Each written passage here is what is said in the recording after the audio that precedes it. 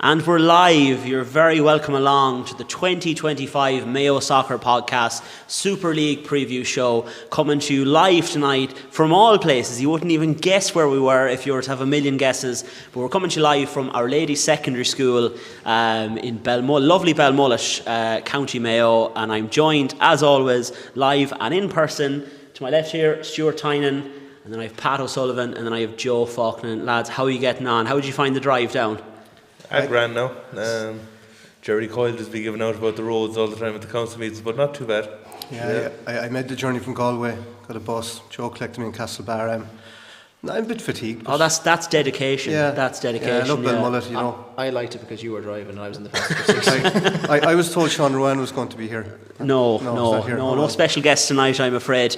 But we do have a very exciting show lined up. Actually, Stuart, on our journey down, we passed and we stopped and we said a prayer at Glenhest pitch, wishing them well for the current season. So we'll see how that goes for them as the season goes on. We have a couple of people joining us live. I imagine those numbers they're going up all the whole time here in front of me. If you're joining us, be sure to get your questions in. We'll do our best to address them later on as the show commences. And we have a lot to get through, and I think we should probably dive right into it. We'll have a break at some point, and when we come back, we'll have a first for the podcast. We'll have the Divisional Cup draws presided over by Joe Faulkner, and I believe Conn Rangers are no longer in the competition. Yeah. So Joe has no interest in the cup draws. Joe has no interest anymore. Pat does. Yes, I do. Pat's delighted. Yeah. But we're here now. We're live, and we'll get right into it, and we'll start by taking a look at last season's league table. Top of the table, of course, Castlebar Celtic. Excellent season, 16 wins, just one defeat. That was against Ballyheane towards the back end of the season. 84 goals scored, and you can see it all in front of you there. It's it was quite a runaway victory in the end. 10 points ahead of Westport United, 11 then ahead of Ballina Town. Conn Rangers then making up the chasing pack of themselves and Ballyhaunis, and then there's a bit of a drop off. The table almost splits in two. There's a 15-point gap between Ballyhaunis in 5th and Kilmarnock United in 6th. And that's where I'm going to go to you first there, Pat. It's almost a tale of two divisions here, looking at last year's table. Well, yeah, 100%. Look, I suppose it definitely was a top 5 and a bottom 5. I think it'll be very interesting this year. Can the teams in the bottom half and the promoted teams, can they close that gap?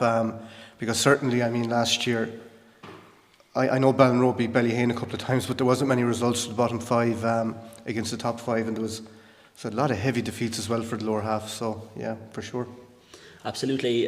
Joe, looking at that bottom half there and kind of those three teams that survive, we'll have a lot of chat later on, but just right off the bat, the big goal for those teams will be to close that big gap. That's 5 whole wins to have to make up there to come within touch and distance of that top 5. Yeah, I suppose the relegation battle last year was probably more interesting than the title race for all the way to the end, into the last day, Claremorris and Manulla. It's interesting when you look there, like there is a huge divide, like there's 15 points of a difference between 6th and 5th. So yet there's only 5 points between the bottom 5, so it's a result or two. I know Knock got a last minute winner in Manulla in the 93rd minute, so a few results could have gone a tiny bit differently for the teams in the bottom 5, but I think it's They got injury time winners against Ballinrobe as well. Like that was a 5-point swing. Yeah, cause that's the kind of thing when you're involved in those sort of battles. The late winners or the big 6-pointers. It's interesting. But Celtic, 16 wins, 1 draw, one defeat. The numbers were just unreal. Last season, it's very hard. Like Westport got 39 points, and they're well out of the race there. That was over with, I'd say, 7 or 8 games to go in early. That's how far ahead they were.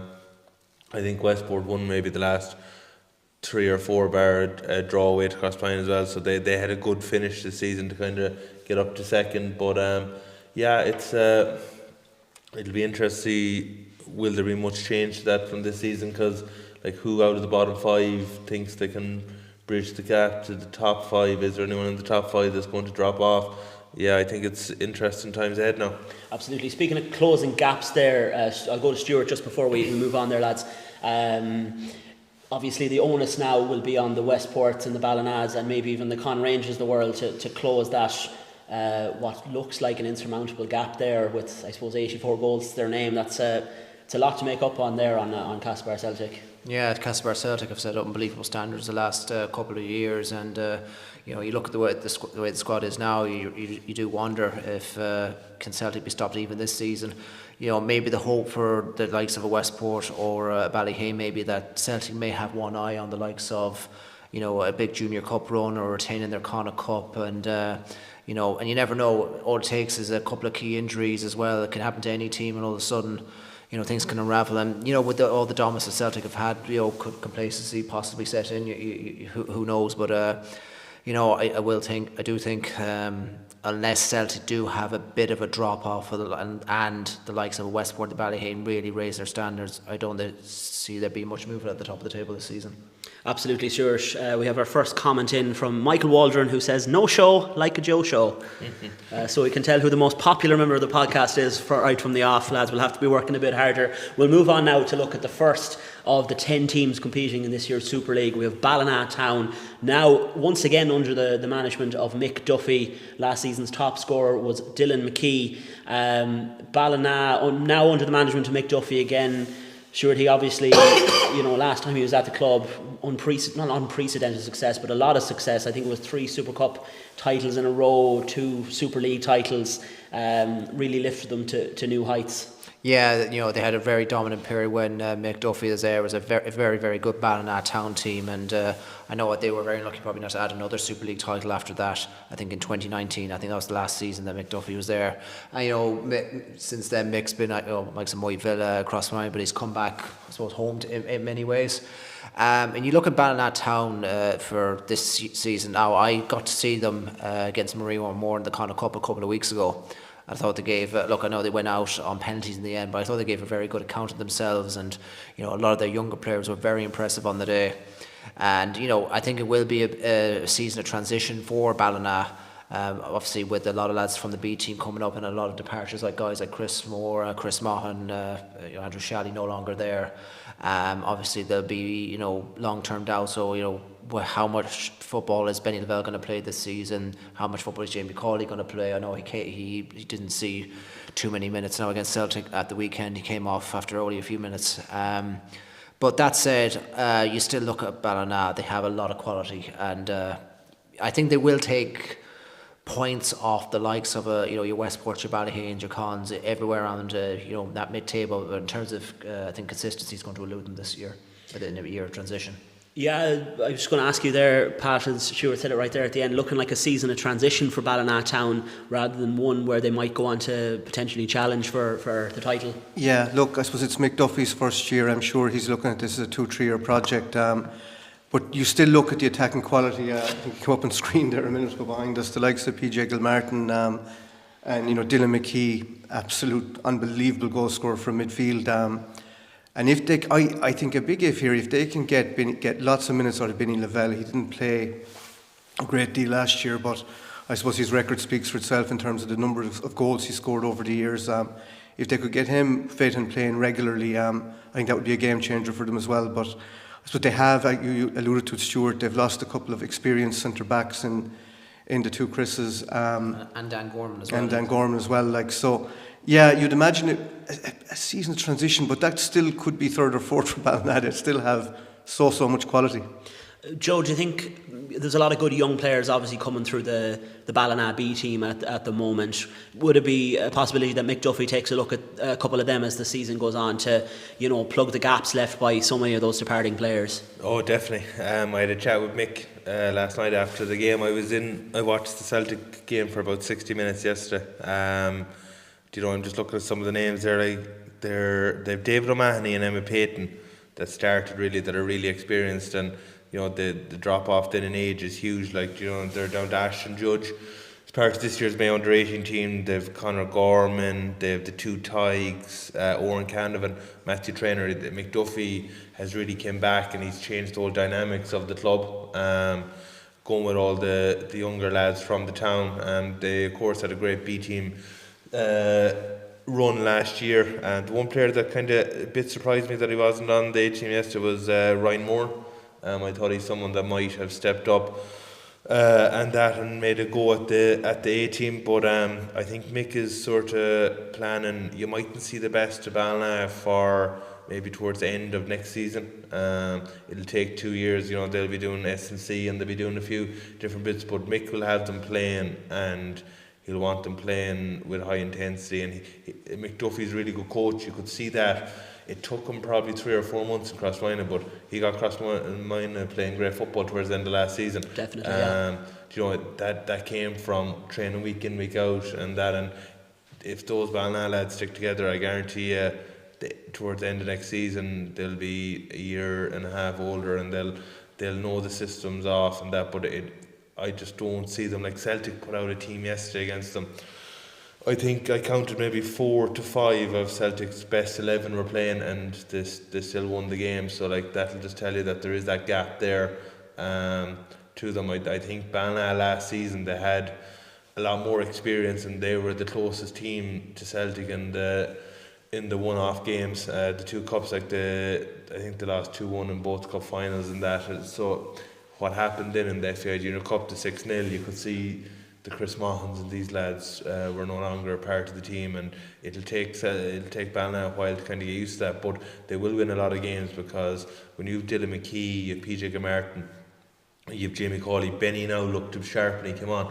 I thought Benny looked like a guy that is back now, ready to go. So that'll be a big plus to them, because Benny always scores goals. So I think they'll be fine. I think they'll be 15 or 16 points though behind Celtic if Celtic put up the numbers that they've put up the last 2 years. I think, lads, that I think we're all in the same ballpark here to say that for Ballina Town, a big thing this year will be not panicking and not letting the heads drop. If the likes of a Ballyhane or a Conn Rangers pushes ahead of them this season, and maybe looking at like a 5th place finish or so for Ballina Town, I don't think they need to panic in that situation, and they just stick with the project. I think maybe might be the best approach. We'll move on there now to the next team, Ballinrobe Town, now under the management of Chris McGauley. It's Chris's first management job, I think, in the Mayo Football League. Overall, he was previously over the Mayo under-18s, where he met a young man named Pat, who had lots of encouraging things to say about a little project he had going on down in South Mayo, and one thing led to the other, and Chris is now managing Ballinrobe Town. It's a big ask. He has a kind of a run of poor form the club has been in, going back to kind of the halfway point of last season. To arrest that poor form will be his first job. Pat, I'll go to you there first.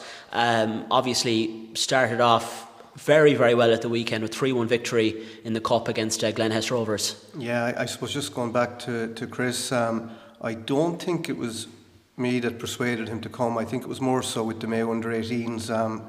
The likes of Ben Place, Theo Belanger, Sean Hughes were all in there, and I think it was more so the quality he saw in those young players that really attracted him to the job. I had mentioned it to him, and he didn't give anything away, but a couple of weeks later he approached me again. But yeah, no, I think he's had a brilliant start. We had a difficult pre-season. We had a good result at the weekend, but I suppose we're talking about Ballina being in transition. If you look at that Ballinrobe starting 11 from the weekend, there was 6 players starting that game that didn't play Super League last year as well. So there's a little bit of a rebuild going on. Obviously, JP O'Gorman has retired. So there's a lot of work going on. The lads are working very hard, and hopefully we can have a decent season and stay in the Super League again. Absolutely. I suppose it'll be a consolidatory sort of season they'll be looking for, Joe. Just looking to, I suppose, stick in there and have another season at this level. Yeah, they got points mid-season last year. They had 2 very big results against Ballyheane, and it was only towards the end, in the last 4 or 5 games, that they got dragged in to the relegation trouble, and Pat was sweating with 2 or 3 games to go. You were laughing at me. But I had to get off the WhatsApp group at times. It was bad. They had 14 points. They had them early on the board, and that thing about Ballinrobe is, as Pat alluded to there, they've lost JP O'Gorman, who got double-digit Super League goals last season. What has kind of gone under the radar is Sean Shaughnessy is still injured from the Manulla game towards the end of last season. You're talking there, huge players at both ends of the fields for them. He had a few different issues to probably sort out, Chris, but he went in, and one thing I noticed about him was he was mad to play lots of friendlies, and he was obviously there to see what he could come up with and what shape and what players stood out to him, and they'll be delighted with the result of the weekend. Great confidence booster off the back of the work they had done, and you look through the team there, and they'll be awkward for a lot of teams, but I think if they can I'd say Chris would be delighted if they could just keep out of relegation trouble and just stay that few points above it all the time and not be under pressure. It is his first gig, and he'll learn an awful lot. It's a real test to go in at that towards the end of the table with a team if he had brought them up from the Premier Division and he had time to kind of gel with them, but going in and taking them on when they just stayed up by whatever 2 or 3 points last season, it's a real challenge. But it shows a lot about him. He wants that, and it'll be interesting to see how it goes. But there's a few players there that are new, like Pat said, and it'll be it's a big season for them. The Super League is a tough level. Definitely. Stuart, obviously the retirement of JP O'Gorman is a huge talking point around Ballinrobe Town this year. We had his goals up there earlier. I think it was 13 in all competitions last season. I suppose you don't want to use with crisis comes opportunity. There's a chance for someone there to take the goal scoring mantle over at the club and maybe establish themselves as the number one striker there for years to come. Yeah, from Ballinrobe's perspective, you've hoped so, but I'd be worried about Ballinrobe this season. Pat did mention they got it off to a very good start last year, and that really kind of saved them in the end because they had a very bad finish to the season. It wasn't just the defeats, it was the manner of some of the defeats as well. But I'm looking at this start of the season. They have they're away to Ballina, then they're at home to Glenhest, which is a massive game even at this stage. Then they're away to Celtic, then they're at home to Conn Rangers. I mean, it's a tough start.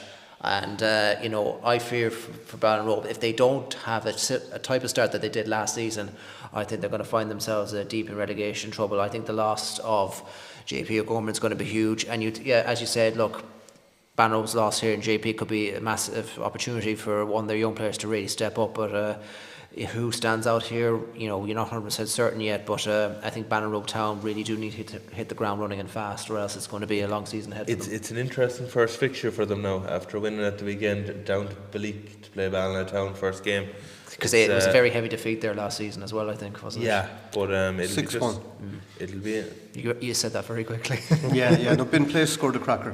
That was all I could take from the day. But it's an interesting challenge for them straight away, and it'll be an interesting challenge for Ballina too, playing against a team that are off the back of a win, and Ballinrobe will be physical and stuff. So that's an interesting tie for the first game.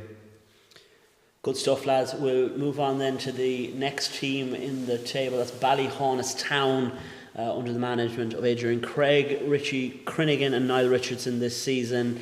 Last season's top scorer, Lucas Roda, promoted in 4th place in the Premier League last year. It's probably not where they want to be, but they've earned the right to play Super League football this year. I was speaking to Richie Crinigan at the recent launch night, and he said that they had a project going and maybe moved a touch ahead of where it should be, and they're just hoping that the wheels don't come off it. Obviously a massive challenge ahead. It's a huge challenge, as you both know, Joe and Pat, from looking after clubs that are recent additions to the Super League. It's tough to come up, and it's very tough for Ballyhaunis to come up in these sort of circumstances, Joe. So much so that the league has actually changed the rules around finishing behind B teams and that sort of thing. Yeah, it's.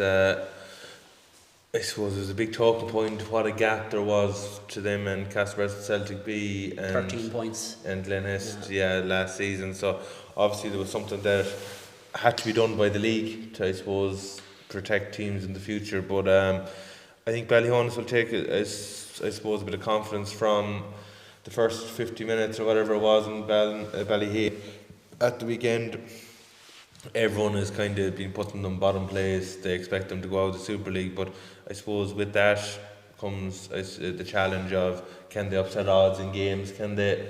I know they're down at us at the weekend. Can they come down and turned that 50 minutes at the weekend into 90 minutes, and that I saw Lucas Rhoda in a friendly at the start of last season against our B team, and I thought he was quality.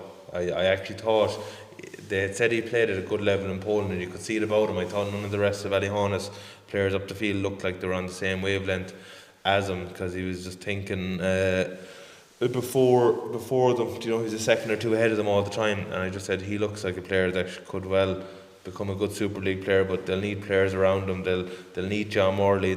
I see they have Terry Gasson back. That was with Snugware last season. So it's an interesting one. Adam Noon, I see, was outfield. He was in goal in the past for them. So yeah, the Richie Crinigan, as Paul said, you know, they've had good run at youths over the last years. They've won some under 18 shields, and they've won Division 2s and stuff, you know, so they obviously have a few nice young players coming through, but it's a big challenge for them this season to compete in the Super League on last season's places. Pat, will it be about keeping the heads up when even the bad results come?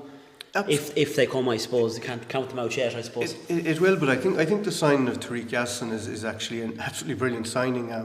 I know with Snugware last year they kept so many clean sheets. I know it's a completely different level, but John Morley had a fantastic season for Ballyhaunis as well. Like, they have two cracking centre backs. I mean, they held out for 57 minutes at the weekend against strong Ballyheane team away from home, which suggests they'll be a tough nut to crack. You know, they went the man down. You know, they fell away, but like, you know, I don't think they'll fear the other teams down in the bottom half of the table. I mean, if we look at the Glenhest, the Ballinrobes, perhaps the KKs, Manullas, they'll fancy their chances of grinding out some results there, and you know, 13-14 points might well be enough. Look, I think there's no doubt they're definitely going to be in the thick of it at the bottom, but I wouldn't say their goose is cooked. You know, a lot of people are talking very negatively about them. Yeah, look, and I suppose, I think there'll be most people's tips to be relegated, but look, at the same time, there's no pressure on them.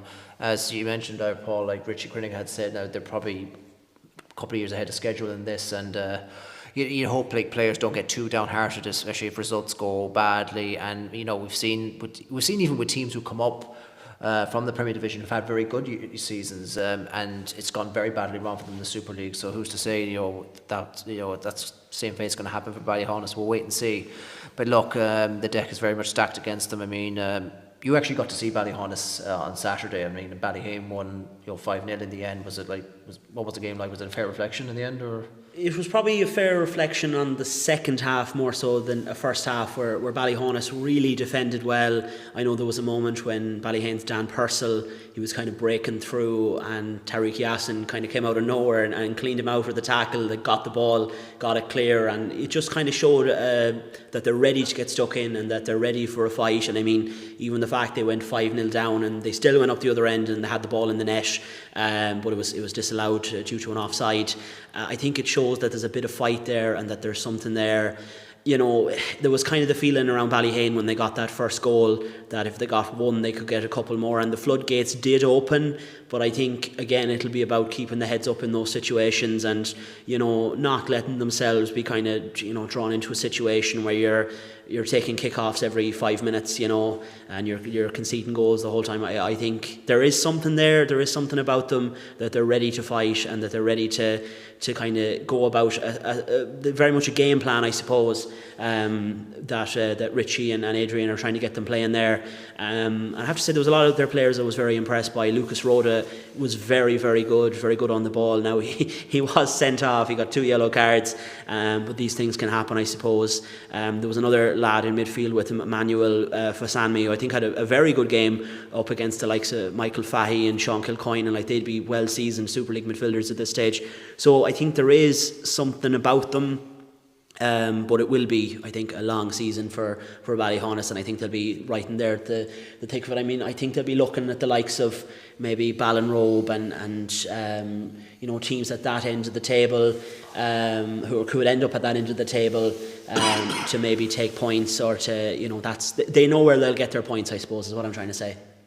Yeah, that Ketchum Knock United game away, that's going to be big for both teams, even at this stage of the season. Definitely. We'll move on then to the next team. I believe it's Ballyhane, again under the management of Ashley Stevenson and Joe Redmond as assistant coach. Last season's top scorer Beneday and Dan Purcell sharing the honour there with 11 goals each. And I suppose I'll go to you first there, Joe. I mean, 11 goals from two different players is a good return, but I suppose they might be just looking for someone to take on the sort of Benny Lavelle, Jordan Loftus mantle of a real goal getter and maybe aim towards the 20 goal season sort of mark. I think that would probably be a huge help for Ballyhane.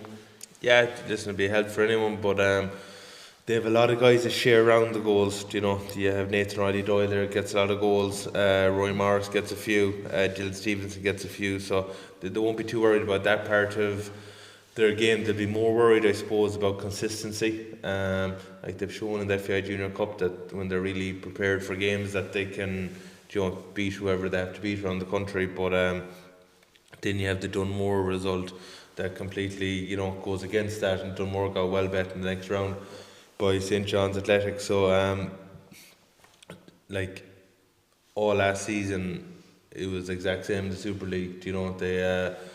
They dropped points in a lot of places. The 6 points to Ballinrobe was probably glaring because Ballinrobe were in the bottom half, and they were expected to be challenging higher. But then they went to back Castlebar Celtic, the only team to beat Celtic. So that kind of, to me, shows huge inconsistencies that was throughout the season. Talking to Ashley Stevenson at the launch night, that was the one word that he kept coming back to, was consistency. Oh yeah, it was a real problem for them the last year or two. Yeah, and I'm not surprised. Joe Redmond, Ashley Stevenson put an awful lot of work into it, so they'd be as frustrated anyway. I think when I was interviewing Ashley Stevenson for the night in the TF a few weeks ago, he said that the Dunmore result was the worst result of his time in Ballyhaunis, and I think he must be 6 seasons there now at this stage. Like, he's there a good few years, so like that'll tell you how kind of out of character. But it just shows they have a reliance on a certain amount of players. I know John Vahey is gone this season. He was a big player for them, but it's still a lot of the same settled guys that won Super Leagues are there. Jack Tuffy, Jack Rochford, Sean Kilcoyne, Michael Fahey, Dan Purcell, Nathan Ray Doyle, Beneday, Killian Redmond's back running. I think he's close. Probably the next 4 weeks will probably bring him a lot closer to playing. So it's still a lot of the same guys. They probably don't have huge strength and depth. Like when you compare them to, we'd say, Celtic, or even Westport, the strength and depth wouldn't be the same. They're very reliant on their key men. So I suppose for you to challenge and go for all these cups, you need to keep guys fit throughout the season. So yeah, it's interesting at Ballyhaunis. I'd have to wait a few weeks to see Killian Redmond now coming back at the level he was before he got injured. Would be a gigantic addition, and he's a leader, Killian Redmond, as well. So that would be that'd be like a new signing for them to get him back at this stage. But I still think it'll be interesting to see consistency. Like, I see Beneday missed the weekend there. I know they didn't need him, they won well, but if that's a key game against someone, do they drop points without him? There's a few things like that. Can they get the best out of him? They seem to be doing very well with Nathan Ray Doyle. He seems to be a guy that turns up for them a lot in big games. Dan Purcell, another really important player for them. And if they have Sean Kilcoyne and Michael Fahey in the engine room, that's as strong in midfield as there is around. So yeah, it's an interesting season. They have serious potential, but it's just, as we've talked about, the consistency. Stuart, you were talking in the car on the way up, and you had very good things to say about Ballyhaunis, but still maybe a season or two away from reclaiming that Super League crown, you might think. Yeah, I think they will be Celtic's closest challengers, as Joe said. On their day, they can beat anyone. I think on their day, they're one of the best in Connacht. I mean, last year they beat Celtic. I think they were the only team to do so. And we've seen in their FAI Junior Cup run as well. They've gone to some of the best, some of the top teams around the country, and even here in Mayo, they defeated them. And I know they have a big test this weekend against St Michael's, and it's not something they're going to fear. But you go through that Ballyhaunis team. They still have a lot of those players there who were part of those that stunning back-to-back league triumphs as well. And and as Joe said, I think the return of Killian Redmond will be huge. And if he comes back to any sort of level that he was before his injury, I'm looking at Ballyhaunis fixtures at the start of the season. They've got on paper it looks like these will be Ashley Stevens will be looking for targeting a very good start, and I think if they have that, I think they're going to be there or thereabouts this season. Pat, your thoughts on Ballyhaunis before I think, Stuart, I think you hit the nail on the head there. I think Ballyhaunis, it's true they have been inconsistent. They have been very up and down. I was at that game against Celtic where they won 3-2. It was actually a great occasion. There was a huge crowd at it. But they turned up that night. They were absolutely fantastic. But what you said there, Stuart, about having a good start, I think the first 3 games, the Celtic game was postponed, but those 3 games are winnable. Yeah. If they have 9 points from those first 3 games, if they can start getting more to Benita, if they can get 15, 16 games from him, they're as dangerous as anybody in terms of pushing this Celtic team. But I suppose over the last 12 months, certainly there's more questions really. Can they get that level of performance on a consistent basis? They definitely have the players. Like Dan Purcell, he's going to get into double figures. Nathan Riley-Doyle didn't score as many goals as you'd expect, but he's the potential to get into double figures. Benita could score anything if he plays regularly. I mean, they have a hell of a lot of quality in that squad, and getting Killian Redmond back, and I know no one's mentioned it, but Chris Maughan is signed for them in the Masters. I think he'd be an unbelievable addition if they could get him playing with the junior team as well. So no, it's very interesting. They have a very good squad, but consistency is key.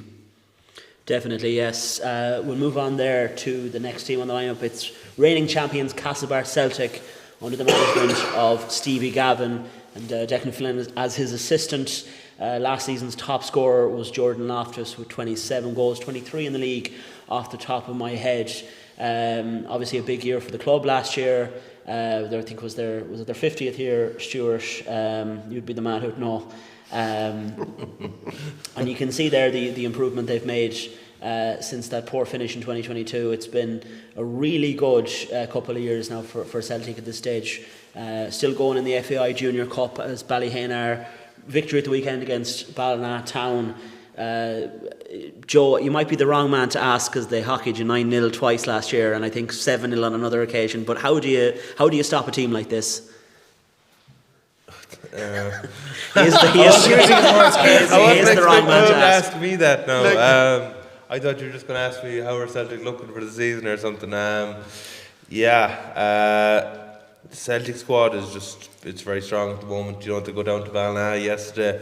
They rest a whole host of players. Ballina could have turned them over in that sort of a game, but they have that winning mentality, don't they? At the moment, they're just getting the right side of games.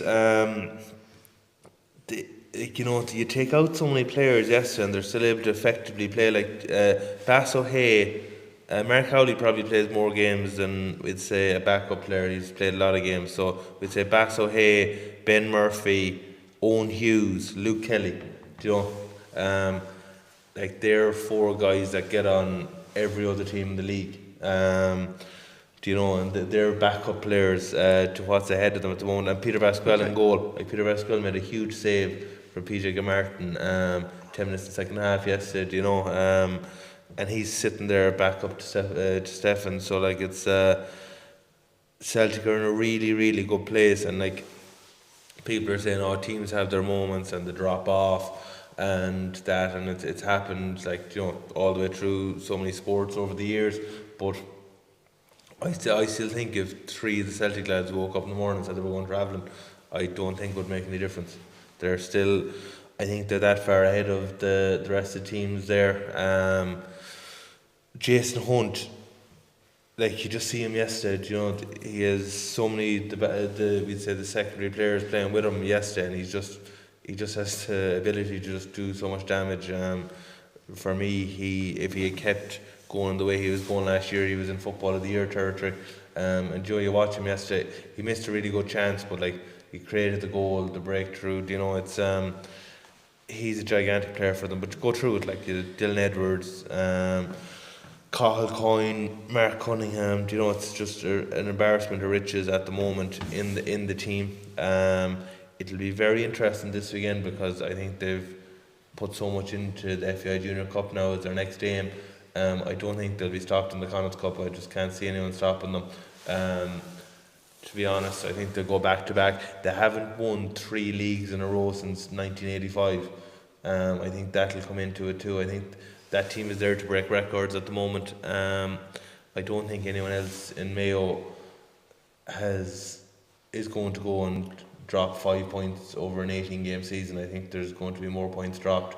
I think everyone else, apart from Celtic, like, you know, if you take Westport or you take Ballina, these are teams that were after Celtic for the last few years. They'll always drop points at different times. You know, if Westport played down in Ballyhaunis or Ballina went up to Westport, you know, it's an awkward game. Like, and it's often been 1 win each. You know, and that's 3 points dropped. And just at the numbers Celtic are putting up at the moment, it's very, very hard to stop them. I personally don't see anyone stopping them for this season. Again, I think the league will be very, very, very hard for anyone to even stay in a race, to be honest. Pat, we'll get your thoughts there now. I'm mad to get in here. Like, I mean, it's very hard to disagree with you, Joe, but you mentioned it there, you know, only for a brilliant save by Peter Pascal, they could have been a draw at the weekend.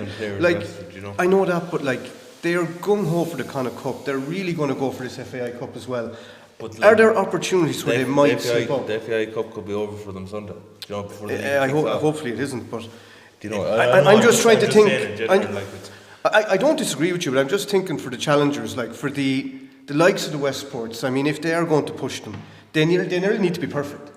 And they have to hope Celtic make more mistakes than they've made. In a very weird way, the likes of Westport and Ballyhaunis will hope Celtic stay in the Junior Cup because their eye might be on that more primarily than the Super League or the Super League Cup or even the Connacht Cup. Like, I mean, the standards Celtic have set over the last 2.5 years have been pretty extraordinary, and it's not. I don't remember the last time you saw a team in the Mayo League or the Super League that has effectively 2 quality players in every position. I mean, it's an abundance of riches at the disposal of Stevie Gavin and Declan Flynn. Now, of course, that brings its own challenges in terms of keeping lads happy and things like that. Trying that might be the biggest issue for Celtic is probably themselves.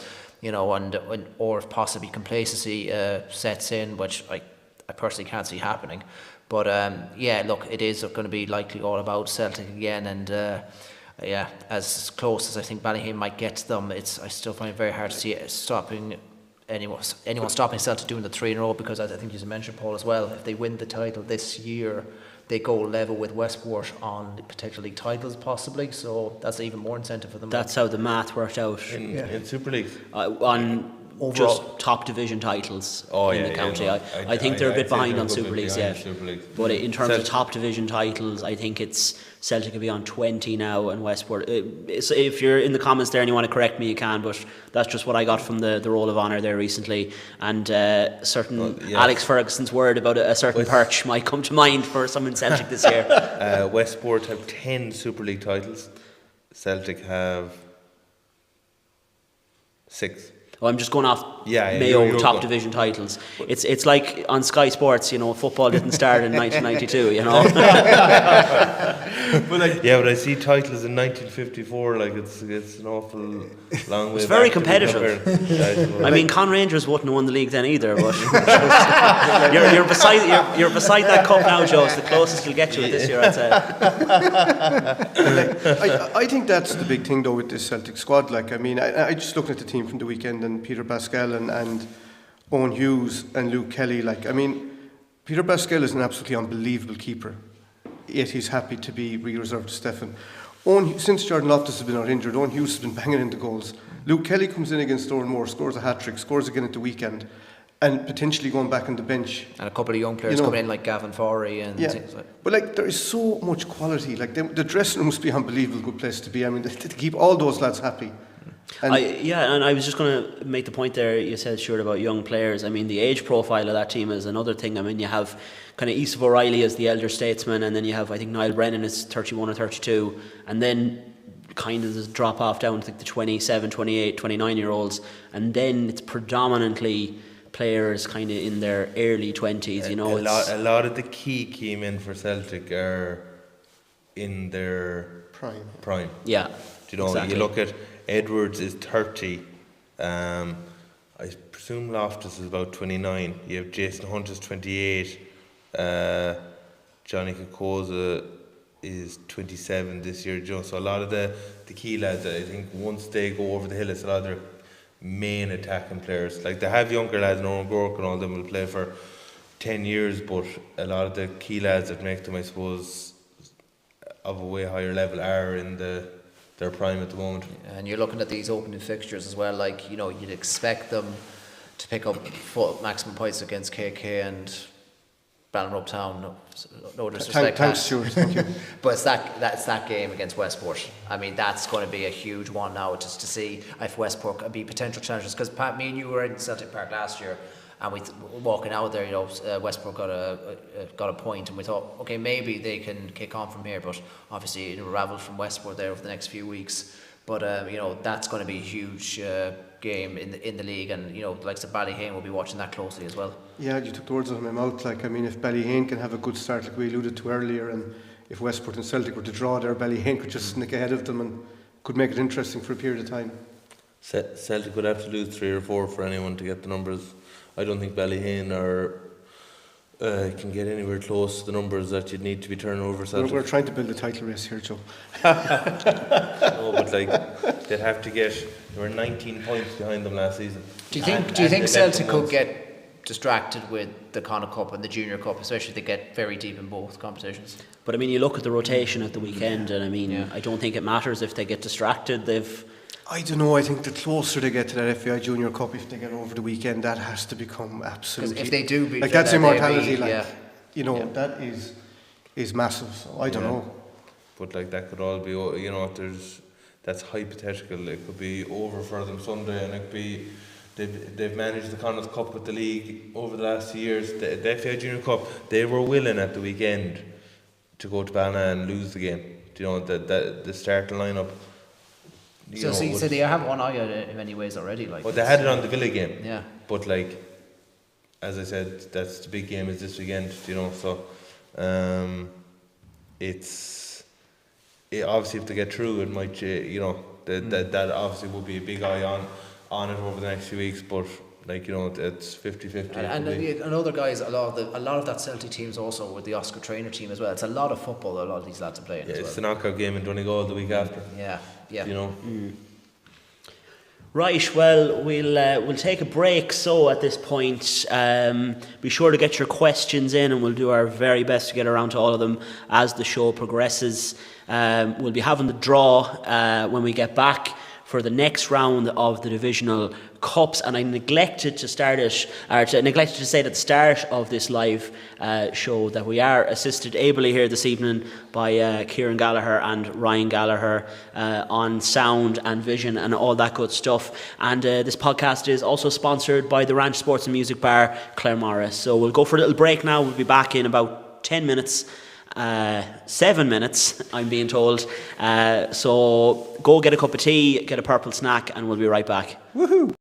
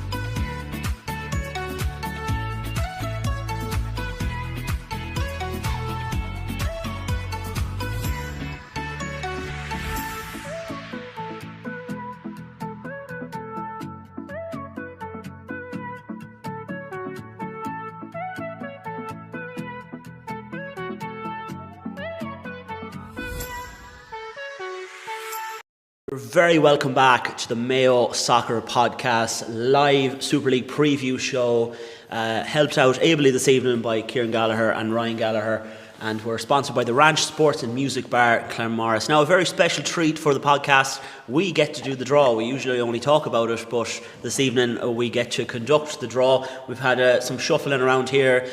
Stuart and Joe are getting ready to draw out the balls from the cup. Pash is excluded because, as he tells me, Ballinrobe Town progressed and Conn Rangers did not. So here we are. We'll get started. So Stuart will throw the balls into the cup. We have 5 of them here. They're out front of the screen. We'll give it a shuffle about and we'll draw our first team. Number 5. Number 5 is Westport United.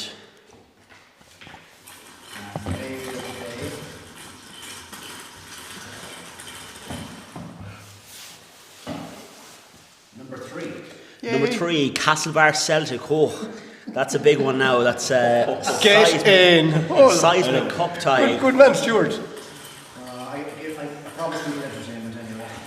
Alright, and the 3 teams that we've seen, boys, are number 1.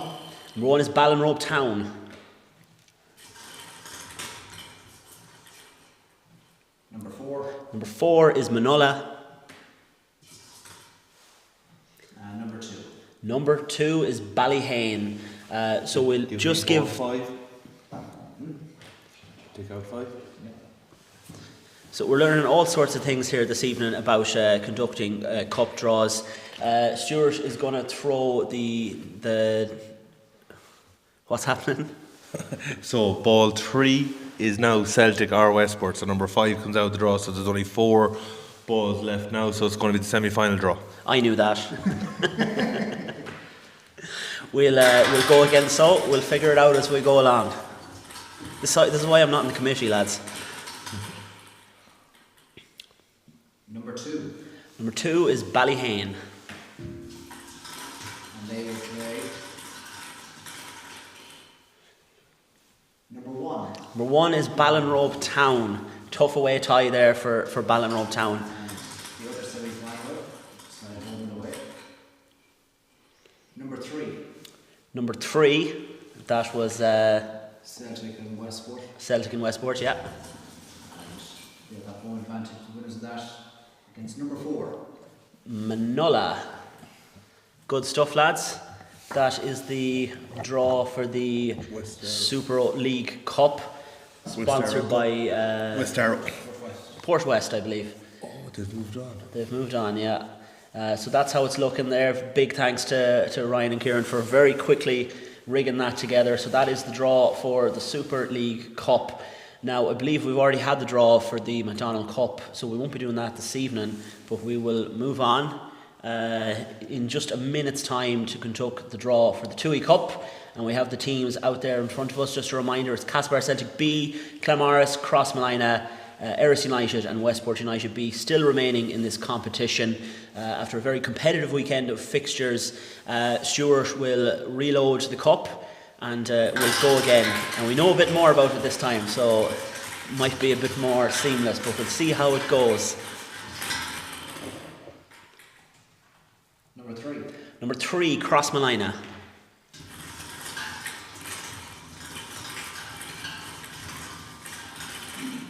They will play number 4. 4 is Erris United. So 2 teams who are new to the division this year. Crossmolina, of course, coming down from the Super League. Erris up from League 1. The teams that get buys will be 5. Westport United B, Number 1. Castlebar Celtic B, And number 2. Claremorris. Yeah, so number 4 has been taken out of the draw, so the winner of Crossmine and Erris will be now ball 3. Good stuff. And we'll go again. Stuart, we'll give it a shuffle there and draw out the first semi-final draw. Number 1. And we have number 1, that was Castlebar Celtic B.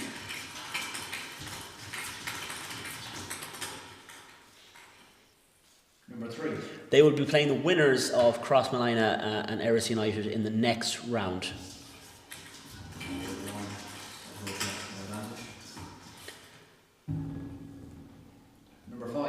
Number 5, that's Westport United B. So there'll be a trip to United Park on the cards for Number 2. which is Claremorris. So there we have our draw for the 2E Cup. Next round, Crossmolina versus Erris United. The winner of that game will travel to Castlebar to face Celtic B, and the other game then will be Westport United B versus Claremorris. Next up, we're going to have the draw for the Tonra Cup. Just a reminder, Ballina Town B, Ballybarry Blue Bombers, Conn Rangers B, Partially Athletic and Swinford progressed in this competition over the weekend. Stuart, throw the balls into the cup there, and we'll be through it then after that, and we'll get back to the show.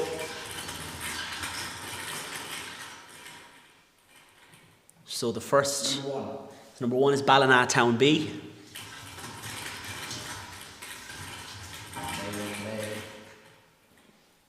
Number 2. Number 2, Ballybarry Blue Bombers. Teams in the finals will be number 5. Swinford. Number 3. It's Conn Rangers B. And number 4. Partially Athletic. So number 2 has been removed from the draw, so it's number 1 will be Ballina Town B or Ballybarry Blue Bombers. Good stuff. So Stuart will load up there again.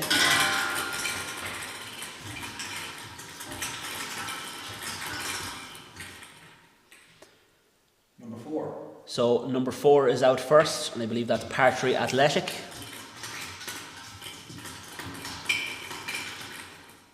They will play number 1.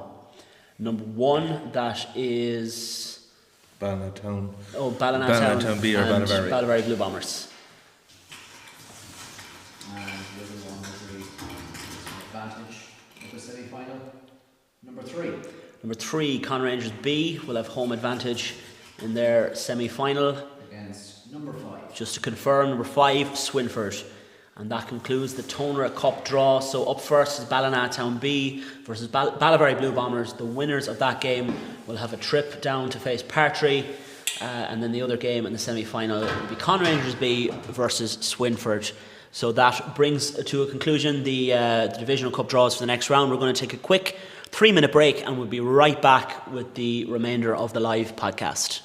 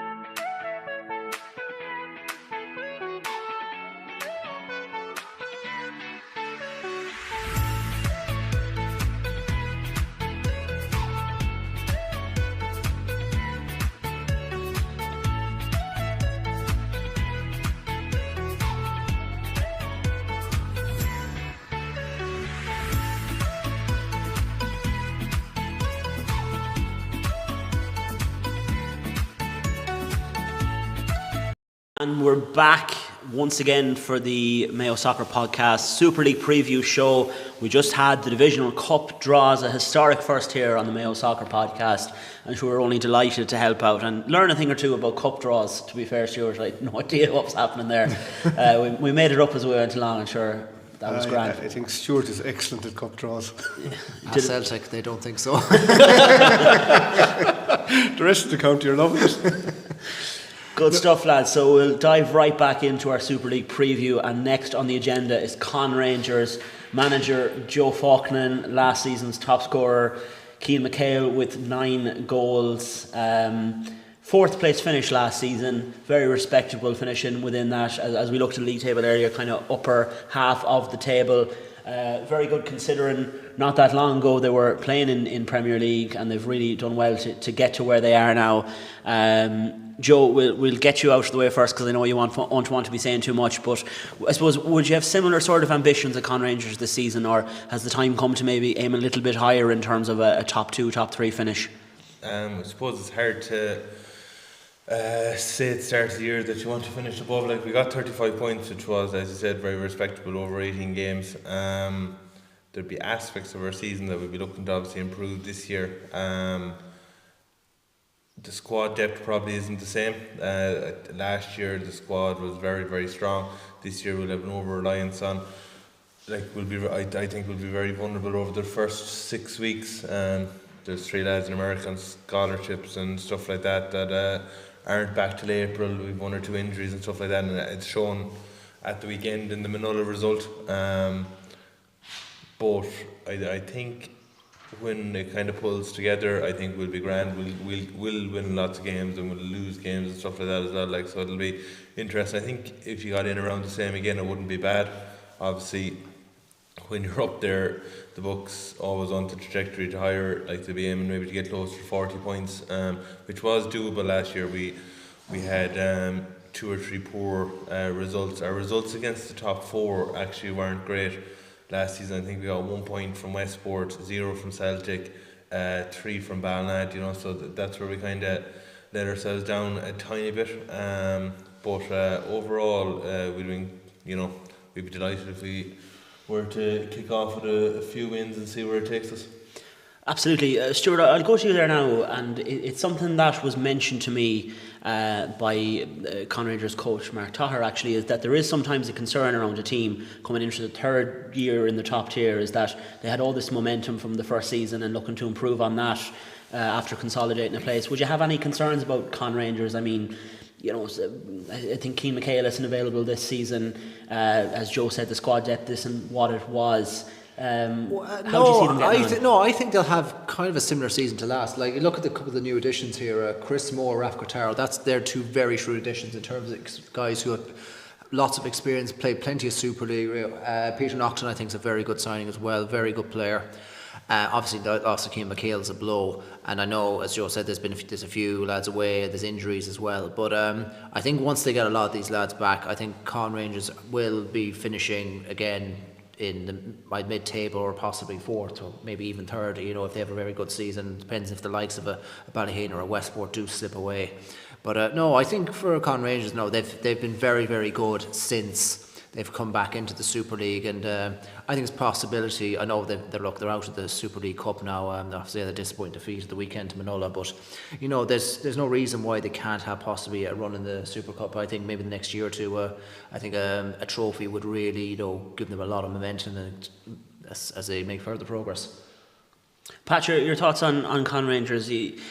What is it you call them? Is it the big fish from the small lake, or is that yourselves? They're from the small lake anyway. They're from the small lake. No, yeah. in fairness, like Conn Rangers, they've been fantastic over the last couple of years. They've built a very decent squad. There's some brilliant players, like the likes of Colin Rutledge and Adam Gallagher, like fantastic players. I think Raf Cotaro and Chris Moore are 2 excellent additions. I think Chris Moore will bring he'll bring a bit of strength at the back, certainly. He's a tough centre half. I think that'll be a great asset to them. I don't think they're going to break the top 3 this year. I think they'll probably be 4th or 5th. But listen, I suppose I better be careful. I'll get the bill from Joe. But no, they're a very good squad. So yeah, they should definitely be top half. Good stuff. Looking there at that kind of first couple of fixtures, I mean, what's the trajectory there, Stuart? Is it? I think three of those. Seven from 12 sounds good. I think 9 from 12 possibly even that what they could possibly see. 9 or 10. Not, Pat's giving me daggers here right now. I'll be very interested to see how they deal with the Ballyhaunis game. If they get through these 4 games. More or less with as much as possible 9-10 points from the opening 12 games. You never know with Conn Rangers, they could have then a very good season. Like as I said, maybe top 3 might be a bit too much, but there's no reason why they won't. I don't see any reason why they do not finish in the top half of the table again. Yeah, I mean, we were looking at Ballyhaunis earlier and saying their opening fixtures were kind. Like, I mean, you possibly have 3 of the bottom 5 there in their first 4 matches. Like, I mean, there's certainly 9 points there from Ballyhaunis away. Is a tricky game, but you drew 1-1 there last year. So I think in a season game, you certainly wouldn't fear them, That Ballyhaunis game, I think, is on the Oscar Trainer weekend. So I actually think Ballyhaunis Town, Kilshima, Ballinrobe were the first 3 really. That's this what it is.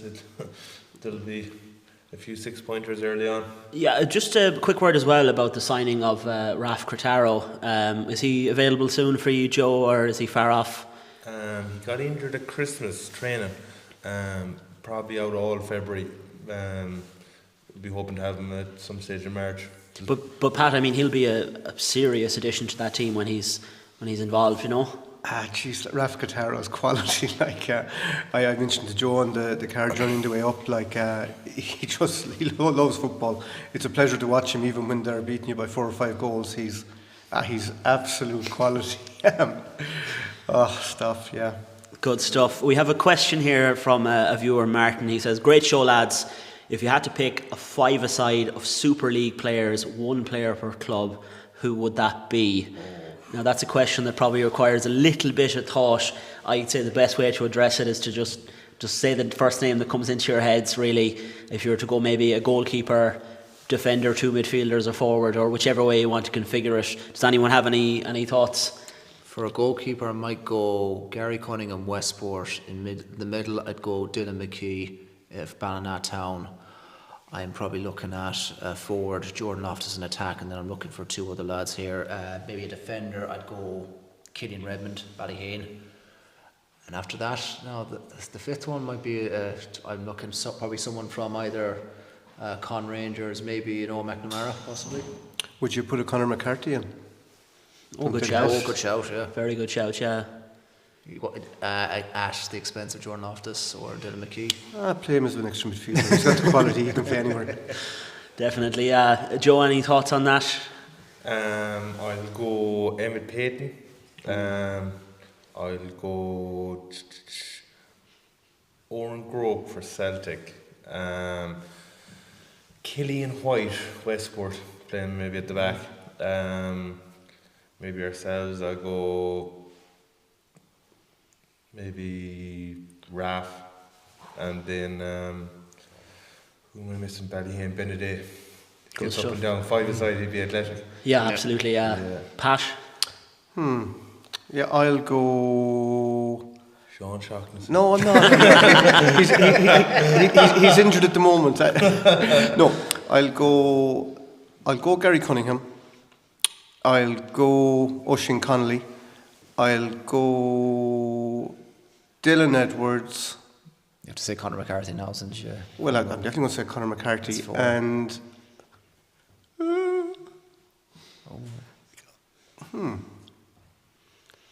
Dan Purcell. Good shout, yeah. What's your 5? I'd go... I was too busy asking you. I didn't actually think about the question at all. No, I'd go... I wanted to say Sean Shaughnessy is injured, is he? Yeah. Yeah, you can still pick him. I'll still pick him. Yeah. So Sean Shaughnessy. Then in defence, I'd go Owen McNamara. Midfield, Dylan McKee, and Johnny Kokoza. How many is that? How many? 4. Four. Striker. Striker. Then Benedict. Good. Yeah, so that's no, great question, Martin. Thanks very much for sending it in. If any other listeners have any questions, now is the time to ask them. But we'll move on for now to the next club on our agenda. That's Glenhest Rovers, under the management of Stephen McLaughlin, last season's top scorer, of course, the aforementioned Conor McCarthy with 31 goals. It was a superb season for Glenhest Rovers as they finished top of the tree in the Premier League. I think just one blemish on their record was a draw against Castlebar Celtic B towards the back end of the season. I think it might have been the last game of the season. It was a really, I would say, important year for Glenhest in terms of their sort of club identity and playing a bit more expansive. Of course, when they played in the Super League, Stuart, they were very much a sort of defensively dogged team, and I had Adrian Rowland recently at the launch night telling me that it wasn't entertaining stuff for journalists, but I mean, there were very solid performances. It was very fascinating to see them, you know, just completely just render attacks like Westport and Ballinrobe.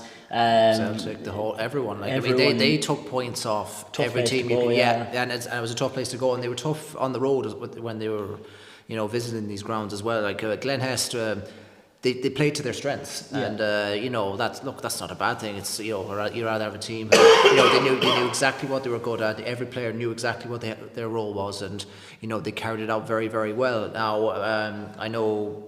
Problem was, I think, the lack of goals in the team eventually came back to bite them, and they went down. But probably in the long run was probably the best thing, and they kind of regrouped. And the addition of Conor McCarthy was a question the signing of last season. I mean, him and Pat Mulcrone struck up a brilliant partnership up top. I mean, I don't know how many goals they had combined. I mean, as you mentioned, 31. Yeah, I know that Mulcrone lost the league by 1 goal to. Yeah, so for the unbelievable, and I'll be very interested to see now how Glenhest do set up this season. I think they could. I think they could be really one to watch. You know, I think they will finish. I don't think they'll be in a relegation battle. I think they'll finish mid-table. I think they're going to call again. You know, they might cut their cloth to suit against maybe like a Westport or Celtic or Ballyheane, but I wouldn't be surprised that again they're the spoilers in the league and they take some big results. I mean, it's one thing to sit here and say, you know, all they have to do is just be expansive in the games where they can be expansive, and then dig in and defend against, you know, the Celtics and the Westports of the world. But like, you know, from a coaching perspective, maybe there's more of a question for Joe and Pat. Can you really do that? Can you really chop and change your approach as easily as that? Of course, Glenhest I think will be most comfortable with sitting into a block and hitting on the counter. I saw them playing it against Ballina in the Cup semi-final last year, and with Conor McCarthy, you know, there's lots of good movement, and that like they have Levi Barrett, they have Paddy Mulcrone, so they have attack and they will score goals. They'll look and they'll say we'll block up the spaces, we'll make them hard to beat. It's the transition then for them to play against the likes of a Manulla, where they might need to step out a bit more, because Manulla might play a similar type of tactic against them. You know, so it's those sort of teams that they might find it, I suppose, so different to play against. Because I noticed it against Ballina in the Cup semi. Once Ballina got ahead, Glenhest struggled with a bit of quality to find McCarthy regularly in good situations.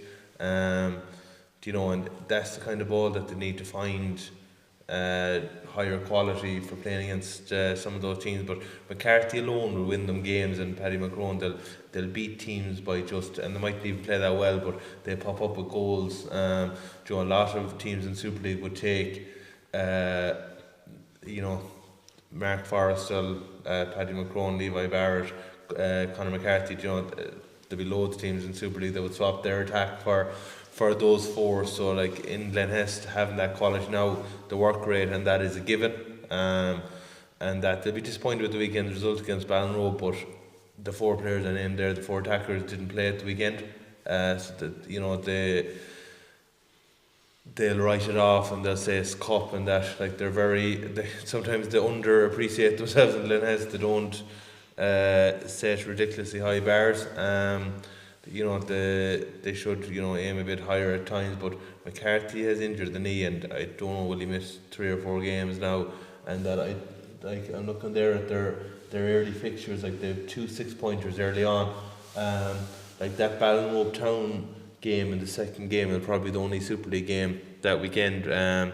neither have anyone on the Oscar trainer. It'll be probably the only game on that weekend, and they'd have probably preferred if it was cancelled for a few weeks, because that's a 6-pointer straight away going to Ballinrobe, at home to Knock. They're the games that you need. You don't want to have a poor start and next thing the pressure is coming on you, because if you're going to the likes of playing Westport and playing Ballina Town and Celtic and you're looking for points, the pressure is huge on you. So those 6-pointers early on without McCarthy might make them a bit vulnerable, like they were at the weekend. I think we're Ballinrobe 3-0 up, they got a goal. Yeah, they got a goal towards the end. So it's 3-0 didn't really tell the tale. Like, it was a really, really even game. I think Ballinrobe just were that little bit more clinical, and as you said, they were missing 50 plus goals in their team from last year. I saw Glenhest obviously twice now in pre-season. I saw them against Partry as well in the Connacht Shield, and I thought they were excellent that day. Mark Forrestal was really good. Like, they rotate. The three behind the striker were rotating. They kept moving. Chris Rowland was even out on the left wing at one stage. But if you look at that team, like the likes of James Walsh and Adrian Rowland at the back, like really good centre halves. Paul McLaughlin's a really good number 6, really good at moving the ball around. Chris Rowland ahead of him, and then Pat Mulcrow and obviously Conor McCarthy. Like, the spine of that team is absolutely savage. And I can see them grinding out a hell of a lot of results this season. And I can't see him being in the. I think they could be pushing 6th in around that type of area in the division. Yeah, it's obviously hard to say from the outset, but you can maybe see a situation opening where there's a top 5 or maybe a top 4, and then there's a kind of a bottom 5, and somewhere in the middle around 5th or 6th place, Glenhest are just sort of in an ocean of themselves. I can kind of see it going that way, but we'll have to see how it pans out. I think a very interesting development for Glenhest as a club in general, not so much to do with the upcoming season, is the addition of a B team. I think that'll be huge for them in the years to come if they can keep it going, because they gave a lot of senior debuts in Premier last year to younger players, and that's all well and good. But if you want to get these lads used to playing adult football when they're 16, 17 years old, that's where a B team comes in. It's a massive help. You see it yourselves at Conn Rangers and Ballinrobe lads. But that's Glenhest Rovers anyways. Next up is Kilshma Knock United. Manager Alan Goff taking over from James Costello and Paul Byrne from last year. Last season's top scorer Ethan Hosty, 9 goals to his name. They finished in 6th place, 15 points, not quite. Never felt like they were in the relegation scrap, but they were just 3 points off it in the end, and definitely a drop off. You can see they finished 1 place lower in the last each year since 2022, and not really where they want to be. They've obviously lost a lot of key players, and I mean, Ethan Hosty I mentioned there is gone to Manulla. Their second highest scorer was Robert Jordan, and he's gone to Swinford now. And I believe Jack O'Connor won't be available for much of this season for them as well. And he was the third highest scorer then on I think it was 4 goals. So obviously a lot of quality missing from Kilshma Knock United. I had a chance to see them at the weekend, and they were very much up against it at home against Westport United. They didn't really have much in the way of an attack. Their kind of one and only attack of the game, like Ronan Clark did put the ball into the net, but it was kind of one of those ones where you felt maybe the keeper got a bit caught out by the flight of the ball or whatever. But I mean, it's very hard to judge Kilshma Knock United at this stage, Joe. We don't know a whole pile about them either. They didn't attend the recent launch night, and you need to find out about them as the season goes on, I feel. Yeah, they'll be quite happy with how they played against Westport at the weekend, I presume. There was a lot of talk about players being gone. Matthew Lebner's gone to SNF. Jack O'Connor not playing is a big one, because 2 years ago he was Mayo League Footballer of the Year, and it's like since he got that award, it's literally back-to-back seasons where he hasn't been near his best, and that it's a difficult situation. Like Sean Nyland was at centre back with Dan Duffy at the weekend. That good partnership. They're 2 lads that would make a lot of teams around the county. Ronan Clark, who was a really influential player when they won the Connacht Cup under 18 a few seasons ago, got their goal against Westport at the weekend. They still have Chucky Gallagher, Cormac Caulfield's a big player for them. But it seems like a big change of the old guard. You know, they'd have been really disappointed with last year's season. Like, it just felt like it was just going downhill all the time. Like, you know, they seemed to just get worse and worse as it went on. Like, there was a bit of a hangover, I suppose. They had got to the Mayo Cup final and lost the epic to Celtic that time, and I felt they were probably at their peak, and it's just fell away all the way since then. And like the likes of Ronan Malia retires, Niall Walsh retires, and that guys that were there week in, week out for them. You know, when you're losing those type of players, it takes a while to kind of settle the squad. But they got a really good managerial appointment, and they'd have been delighted with that because they seemed to be the last team in the Super League looking, and it went on well. But like they came up with a really good appointment in Alan Goff. How it'll go will be interesting early on, but I wouldn't like, if I was a team in the relegation battle, I wouldn't be like to be banking on Knock to go down, because I just feel that they have experience of, like, they have 5 or 6 players that have experience of winning big games. Like Cormac Caulfield is a really good 10. He'll press well, he'll lead the charge, he'll offer them quality in the final third.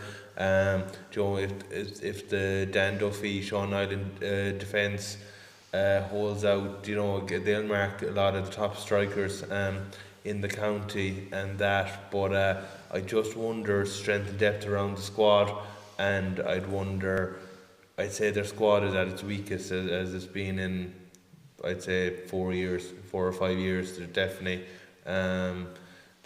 be very vulnerable. They're the kind of team that will definitely be down there. Like Ethan Hosty going to Manulla, I don't know what the background is to that, but like, you know, a guy that played with Knock all the way underage, like to just go after under 18, like, you know, there has to be a tiny bit more to that.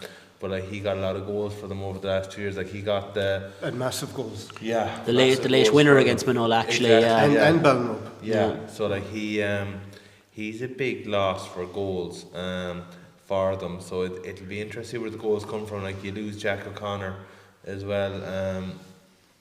On top of that, Robert Jordan, as you said, you know, a guy good for getting goals from midfield. It's Knock will definitely be involved in the relegation battle, in my opinion. But time will tell, I suppose. Pat, your thoughts on Kilshamannock United coming into this new season? Yeah, look, I think they've lost an awful lot of players. Probably similar to Ballinrobe, have lost a few players as well. The Ethan Hosty one to me is a big blow. He scores goals. He's a great young lad. I was very surprised to hear he'd gone to Manulla. It's a great sign for them, but they still have serious quality in the likes of Dan Duffy and Cormac Caulfield. So I think in previous seasons we wouldn't have been saying KK would be in a relegation battle. I think we've no choice but to say that they're probably going to be in the bottom few this year. They certainly have the players to stay up, but I think they're definitely going to be in a battle from the word go this season. Stuart, you quite famously predicted KK would go down in one of our first editions of this podcast way back when. You bring it up every year. Will this be the year you'll be vindicated? I think so.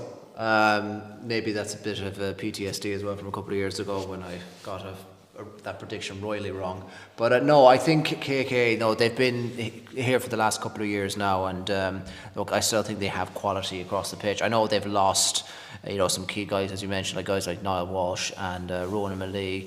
Jack O'Connor looks like he's not going to be there for a lot of the season, but if they have him even for a few games, I think that'll be a massive plus for them. And I think the appointment of Alan Goff could be a potential master stroke. I mean, look, I know they had things tough against Westport United, but look, they kept it in the game. I know the 2-1 was probably maybe scoreline bit maybe flip-flash for them in the end. I think they won the game. So, but look, I think that they're not the type of games that KK are going to be looking at. It'd be actually games like away to Glenhest the opening day, at home to Ballyhaunis Town. That's a massive game. Local derby as well. That really is a 6-pointer early on. I think that game against Celtic's is going to get postponed because of the Oscar trainer more than likely. So, if KK get a couple of early points on the board, they might think there's a possible good start in there, and if they get maybe potentially 6 points on the board after 3 or 4 games, KK might just think they do enough in the first half of the season to get to secure safety.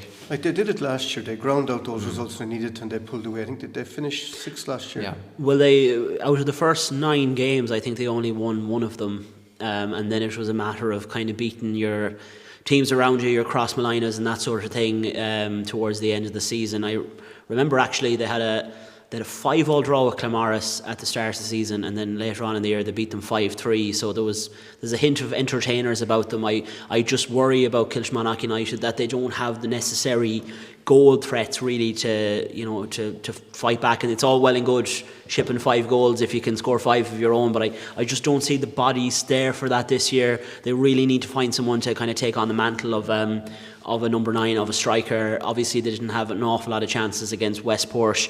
I think Ronan Clark could be a big player for them this season, and I really like the look of, there was a young right back, Con McDermott.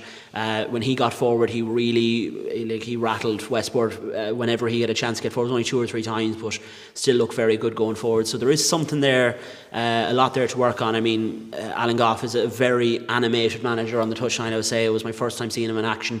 He wasn't named on the match card, so he went around to the far side of the pitch, and he was up and down the touchline roaring and screaming. He was behind Kenny Gannon. I'd say poor Kenny had a headache from him, but they couldn't do anything about him because he wasn't named on the match card. He was technically a spectator, but so they found a loophole there, I suppose. But no, he's very clear about what he wants his players to do. He has he kind of set his stall out, I suppose, to play a certain way, and for players to take up certain positions. And I'd say it'll only take a handful of games until they're fully drilled with what he wants them to be doing. But that's Kilmarnock United. We'll move on then to Manulla, under the management this year of Roger Clark and Andrew Shalley. Andrew Shalley is, of course, player joint manager, taking over from Aidan Dunleavy, who's joined Swinford. Last season's top scorer was Pádraig Byrne with 5 goals, and it was a difficult sort of season for Manulla. They ended up in 7th place once again. The chips were down. They went on an awful losing streak throughout most of the season, and it took a couple of results in the end to secure their Super League status for 2025. But no matter what you can say about Manulla, they're still in the Super League. They're still here, and looking a little bit better now than they were towards the back end of last season, Joe. Oh, definitely, 100%. I seen them up close yesterday. I had noticed their squads over the last, I suppose, 5-6 games. Obviously the management have came in, they've got an awful lot of the local lads on side, and they have them all, fighting for the jersey, fighting for the club. Like, there was lads possessed, I suppose, to press the ball, win the ball. They have that kind of club identity that they'll work hard, they'll tackle hard, and they really want to win, and they outgunned us in the second half yesterday. It was a really good performance from them. They have some really important players back. Jared Byrne is one. Tall centre mid, had played an awful lot, was on their team that got to Conn Cup final, was centre mid a few years ago. They're getting a lot out of Shawnee Corker and Pádraig Byrne. These sort of lads, lots of work rate. Shalley is leading them from the back. He's an experienced player. He's played at the highest level with the Mayo Soccer trainers team. He's a really good leader, and in Jack Livingston they've won the best keepers in the Super League.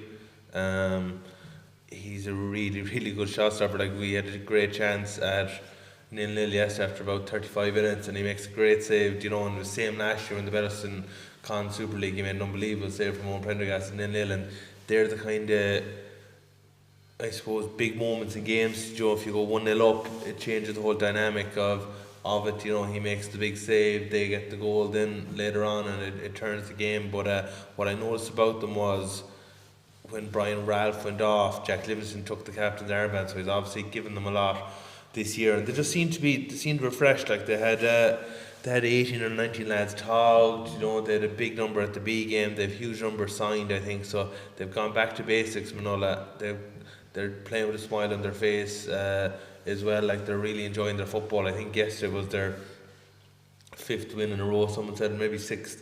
They had 2 Connacht Cups, 2 friendlies yesterday.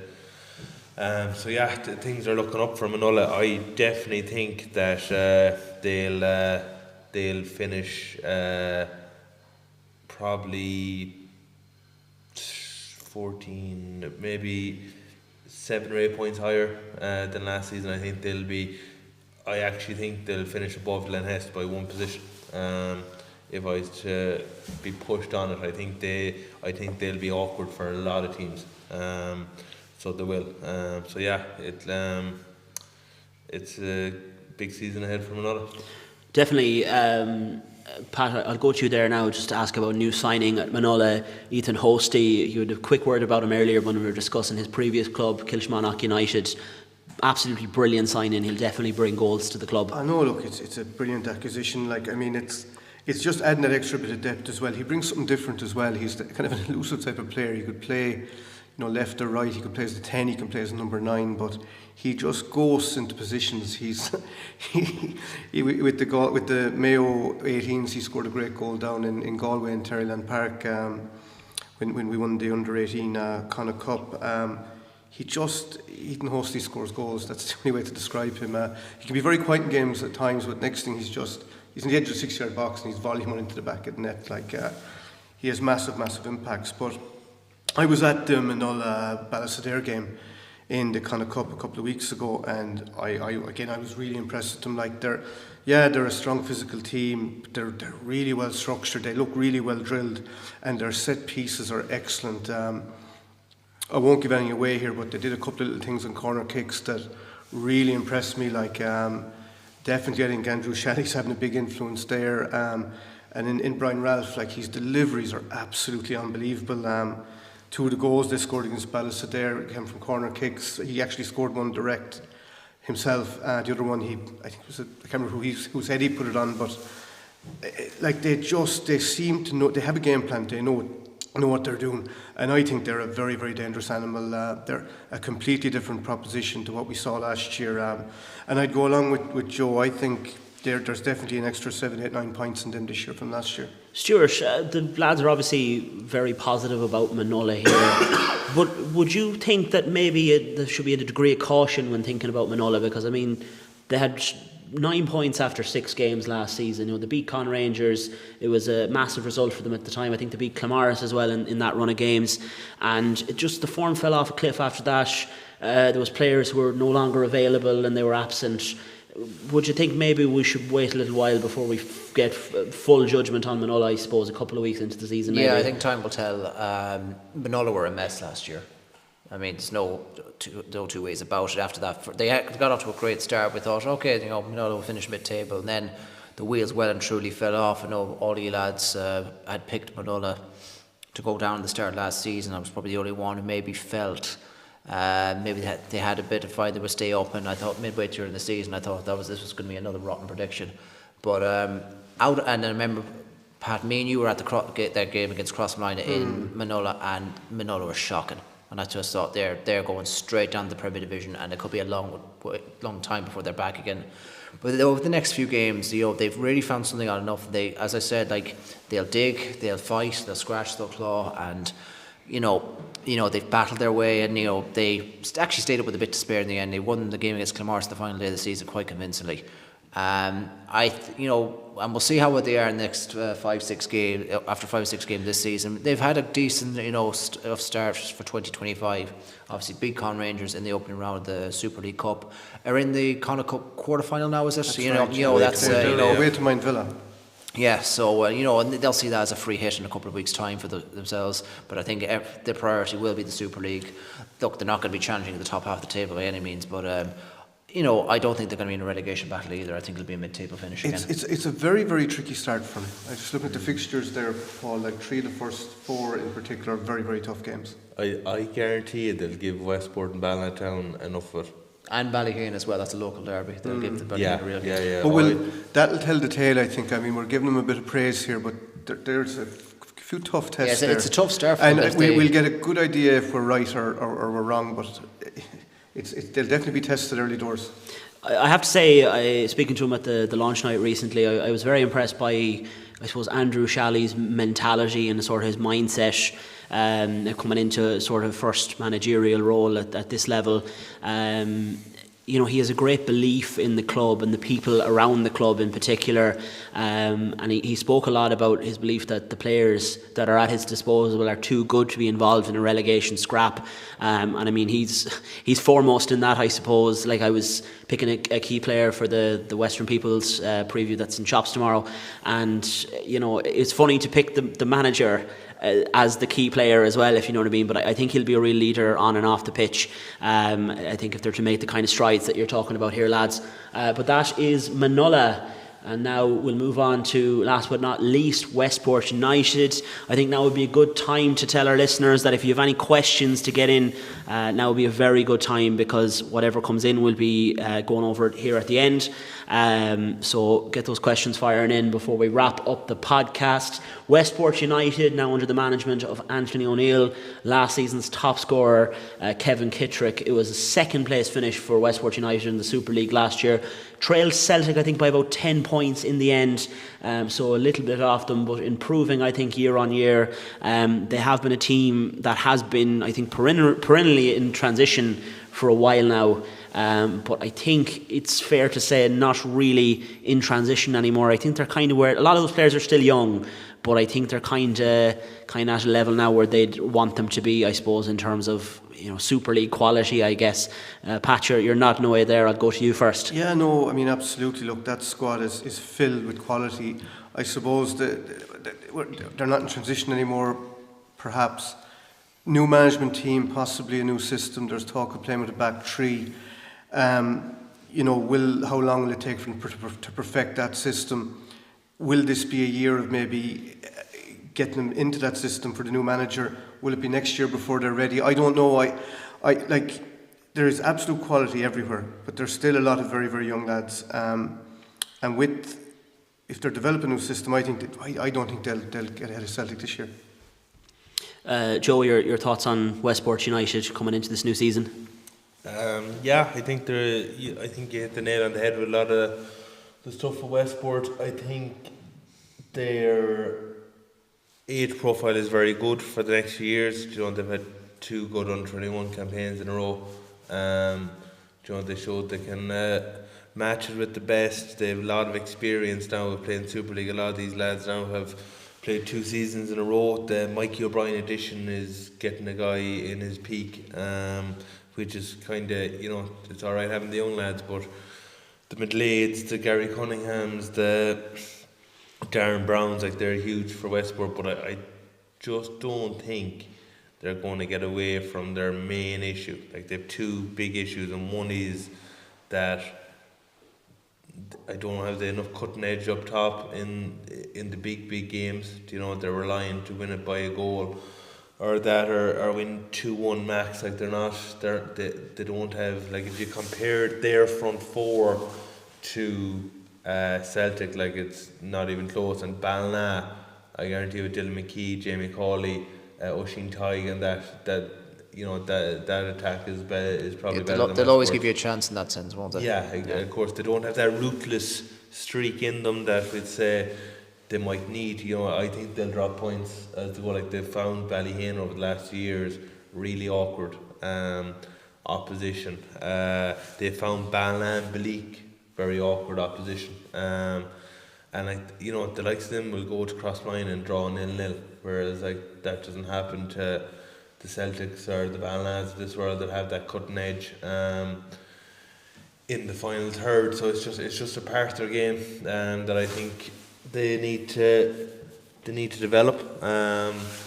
Obviously, maybe it looks like they're going with youth in those positions, and that, so it maybe time might help for them, but I just don't know, is their ceiling as high as with other front threes, and I don't know, will that forever kind of hold them or keep them at a distance from winning the league. It'll be interesting. Like, everyone keeps saying, oh, they're young and they're coming, but, like, unless you actually go and do it, like, it's, you know, it's a different thing. So it will be interesting. the new management, like I liked a lot of what I saw against them in Celtic in the first 35-40 minutes in the FAI Junior Cup game. I thought they pressed aggressively, worked awful hard, but like Celtic didn't have Jordan Loftus, who's a gigantic player for them, and when Celtic went through the gears, they got 3-1 up by about the 60th minute. So it's kind of, I just wonder, are Celtic going to keep them at arm's length for the next while? It'll be interesting, but I think the fact that they have so many committed players, I think they will get second. I think they'll be above Ballina. I think they'll be above Ballyhaunis. Like, they have the same lads week in, week out, but I just don't know if their ceiling is high as people talk about. The one thing about them though is they're very strong at home. They're home form. They beat a lot of teams at home. On the road, they're a lot more there for the taking. But I suppose, the new management comes in now. He has them that year older. Maybe they might get a bit more of a ruthless streak, but without that, I don't see them claiming the silverware that people are kind of linking them to. Yeah, I think their best chance would probably be in the cups. Now they may not be thankful for the draw earlier, but they're still in the Connacht Cup as well. Like, and they might think, if they face a Celtic in a semi-final final, they might fancy that more in a one-off game than maybe over 5, 6, 7 games where consistency might be an issue. I do agree with you, Joe. I think defensively they're good. I think the return of Mikey O'Brien is a massive plus for them. I think in midfield they're very solid, but I just don't think they have enough firepower. Like, as you said, they're not going to blow. They won't tear teams apart like Celtic would, or Ballina would, or even Ballyhaunis would. Like, it would be by the odd goal, and it has come back to bite them. We go back to that game last season where they drew with Celtic. We thought they'd kick on, but after that the wheels fell off. I think they only won one of their next 7 or 8 games. They lost the Connacht Shield final, and I think there was a real hangover from that final defeat as well. I don't think it did them no favours. I think if they'd won that, they might have really kicked on after that. Now, they did recover towards the tail end of the season, but it was a season what might have been. And I think in terms of the league this year, again, I think they're going to be, they'll still be behind the Celtic, but I think their best chance, I think in one-off games, they may fancy their chances in winning a Connacht Cup or a Super Cup or a Super League Cup this season. Yeah, but I think, not to be too hard on them, they have fantastic players. They're a great squad, but you have to look at the age profile of that team. Like, they're very, very young players. Now I know what you're saying, Joe. When is it going to happen? We're saying they're a young team for a while, but the reality is an awful lot of their guys are 19, 20, 21 years of age. The Celtic lads are probably 25 to 29. A lot of them. That's a massive difference. You're looking at lads in the prime of their footballing careers. If anything, the problem is they probably need a couple of more lads like Mikey O'Brien coming in, a bit of strength, maybe more, stronger lads possibly to help them in those games. They have a lot of similar type players as well. I feel like, as you mentioned, they have a lot of those type players in the middle and out wide, where they do have strength and depth, but it's up front. But you look at what was Kevin Keswick, 15 goals. He finished as top scorer last season. You feel Kevin will need to add a few more. You expect Darren Brown to add a few more. He'll want to be up a bit further at tally as well. They need more firepower up front if they're going to make a serious dent. No, but just to go into what Pat said there, they still have Gary Cunningham that's mid-30s. Darren Brown now, I think he's 33 coming this year, mid-late 35. But we're talking about players in their prime as well, Joe. Oh, I understand that, but what I'm saying is key players for them are of that older generation. Like Ballyhaunis probably only have 3 older players like that. A lot of their lads, Dylan Stevenson, there's Alan Hegarty, there's a load of lads that have came in there with Ballyhaunis that are of the younger generation, so it's kind of, I think they just get away a tiny bit with that thing that's put out there that they're so young. I'd expect Darren Brown, if he's anyway half fit, is one of their key players. Killy McLeod, captain, the Oscar trainer, key player. Gary Cunningham, key player. Now they have signed James Robinson, that has will bridge the age gap. It was one thing that I was looking at Westport and I saw their under 21 teams coming through. It was one position that I thought, who'll take over from Gary Cunningham when he goes. I thought it was going to be a problem position for them.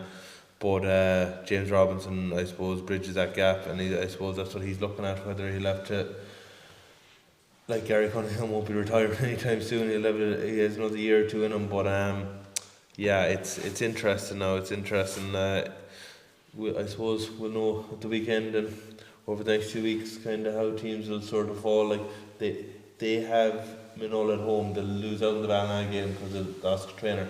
Glenhest away. Could be the tricky. likes of those games are going to be tricky for them. And then Celtic at home, like that's a really, like if that Ballina Town game wasn't cancelled, it'd be some start, like it'd be some tough start, like. But yeah, listen, they're in the Conn Cup quarter final.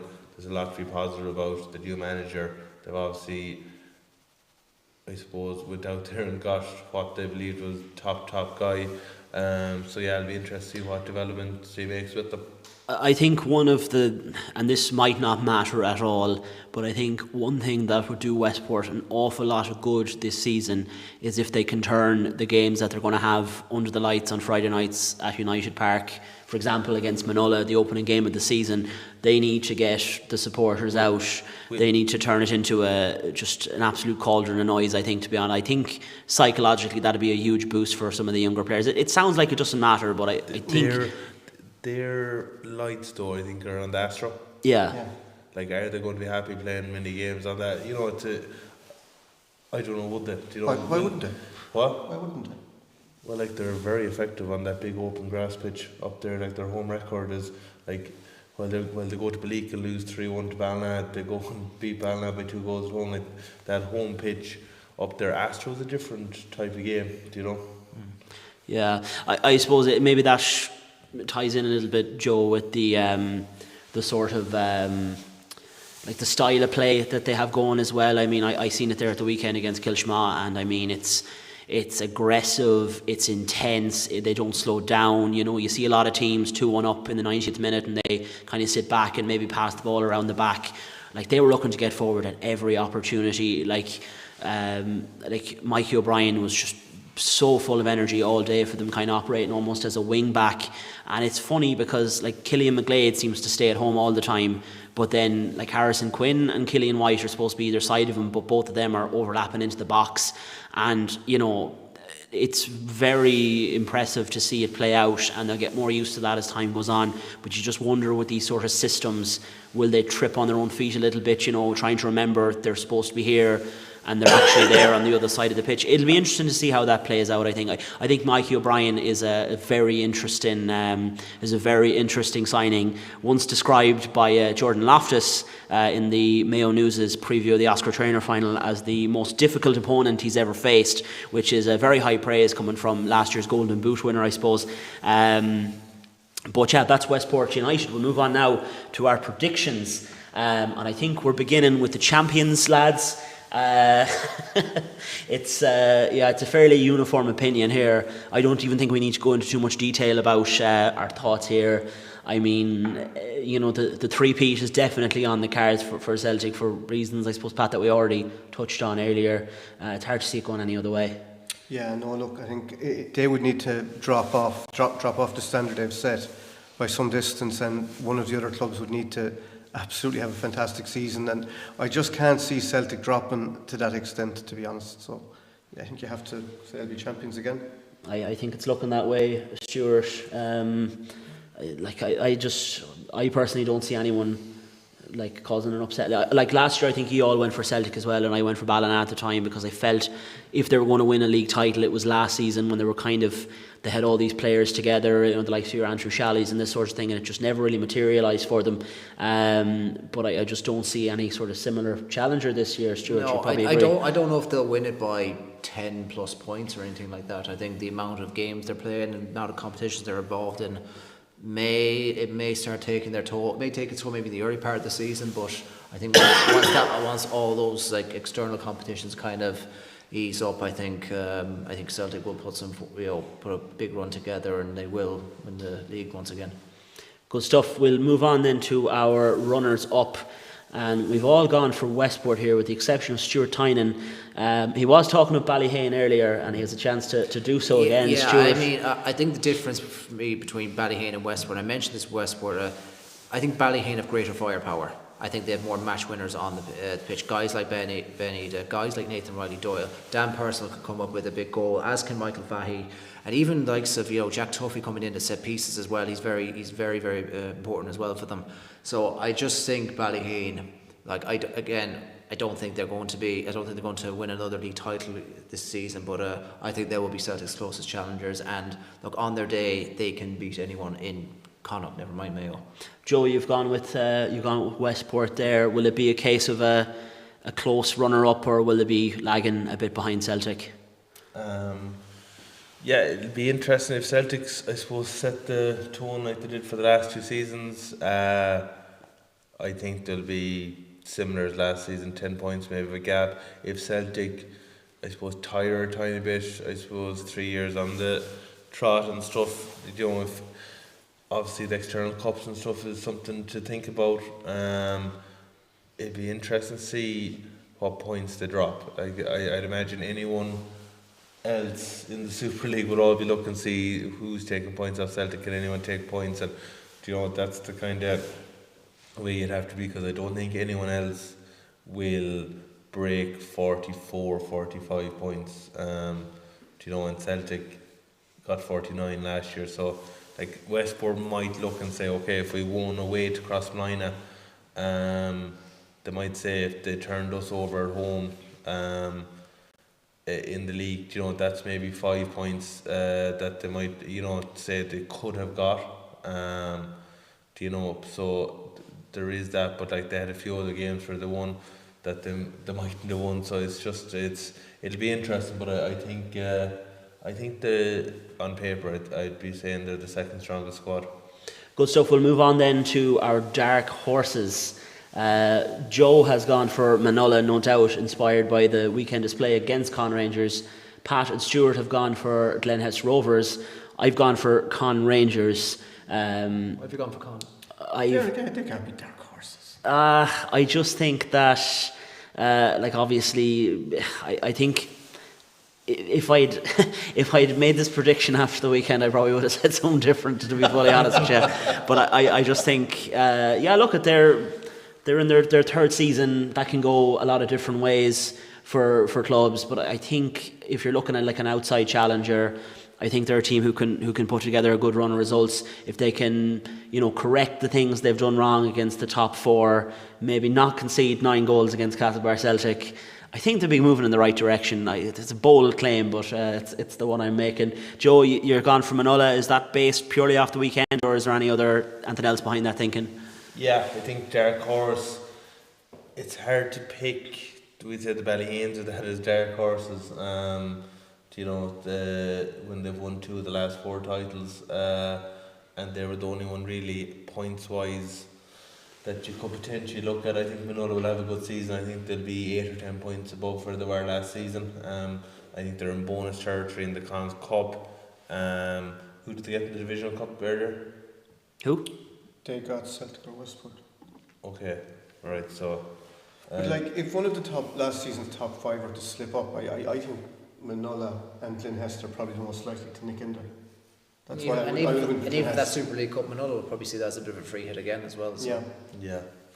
Pat and Stuart, you've both gone for Glenhest Rovers. They're newly promoted to the division. I mean, if you had said this 2 years ago, I probably would have slapped you in the face and been like, what are you talking about? But it's obviously a very transformed Glenhest Rovers team. Stuart, is that the thinking behind this pick? Paul, you said it. I think you've said it for quite a number of years. If Glenhest had firepower, they'd be comfortably mid-table. And I think defensively they're very solid. Good goalkeeper, good in the middle of the park, and they've got a good bit of firepower now with Pat Mulcrone, Conor McCarthy, Levi Barrett, and Mark Forrestal. And I think they are going to cause a couple of upsets this season, and I think they will finish mid-table. Yeah, I think they have a great blend of youth and experience as well. But you can't ignore the 50+ goals that Conor McCarthy and Pat Mulcrone got last season. They are going to hurt teams in this division. They are going to score a lot of goals.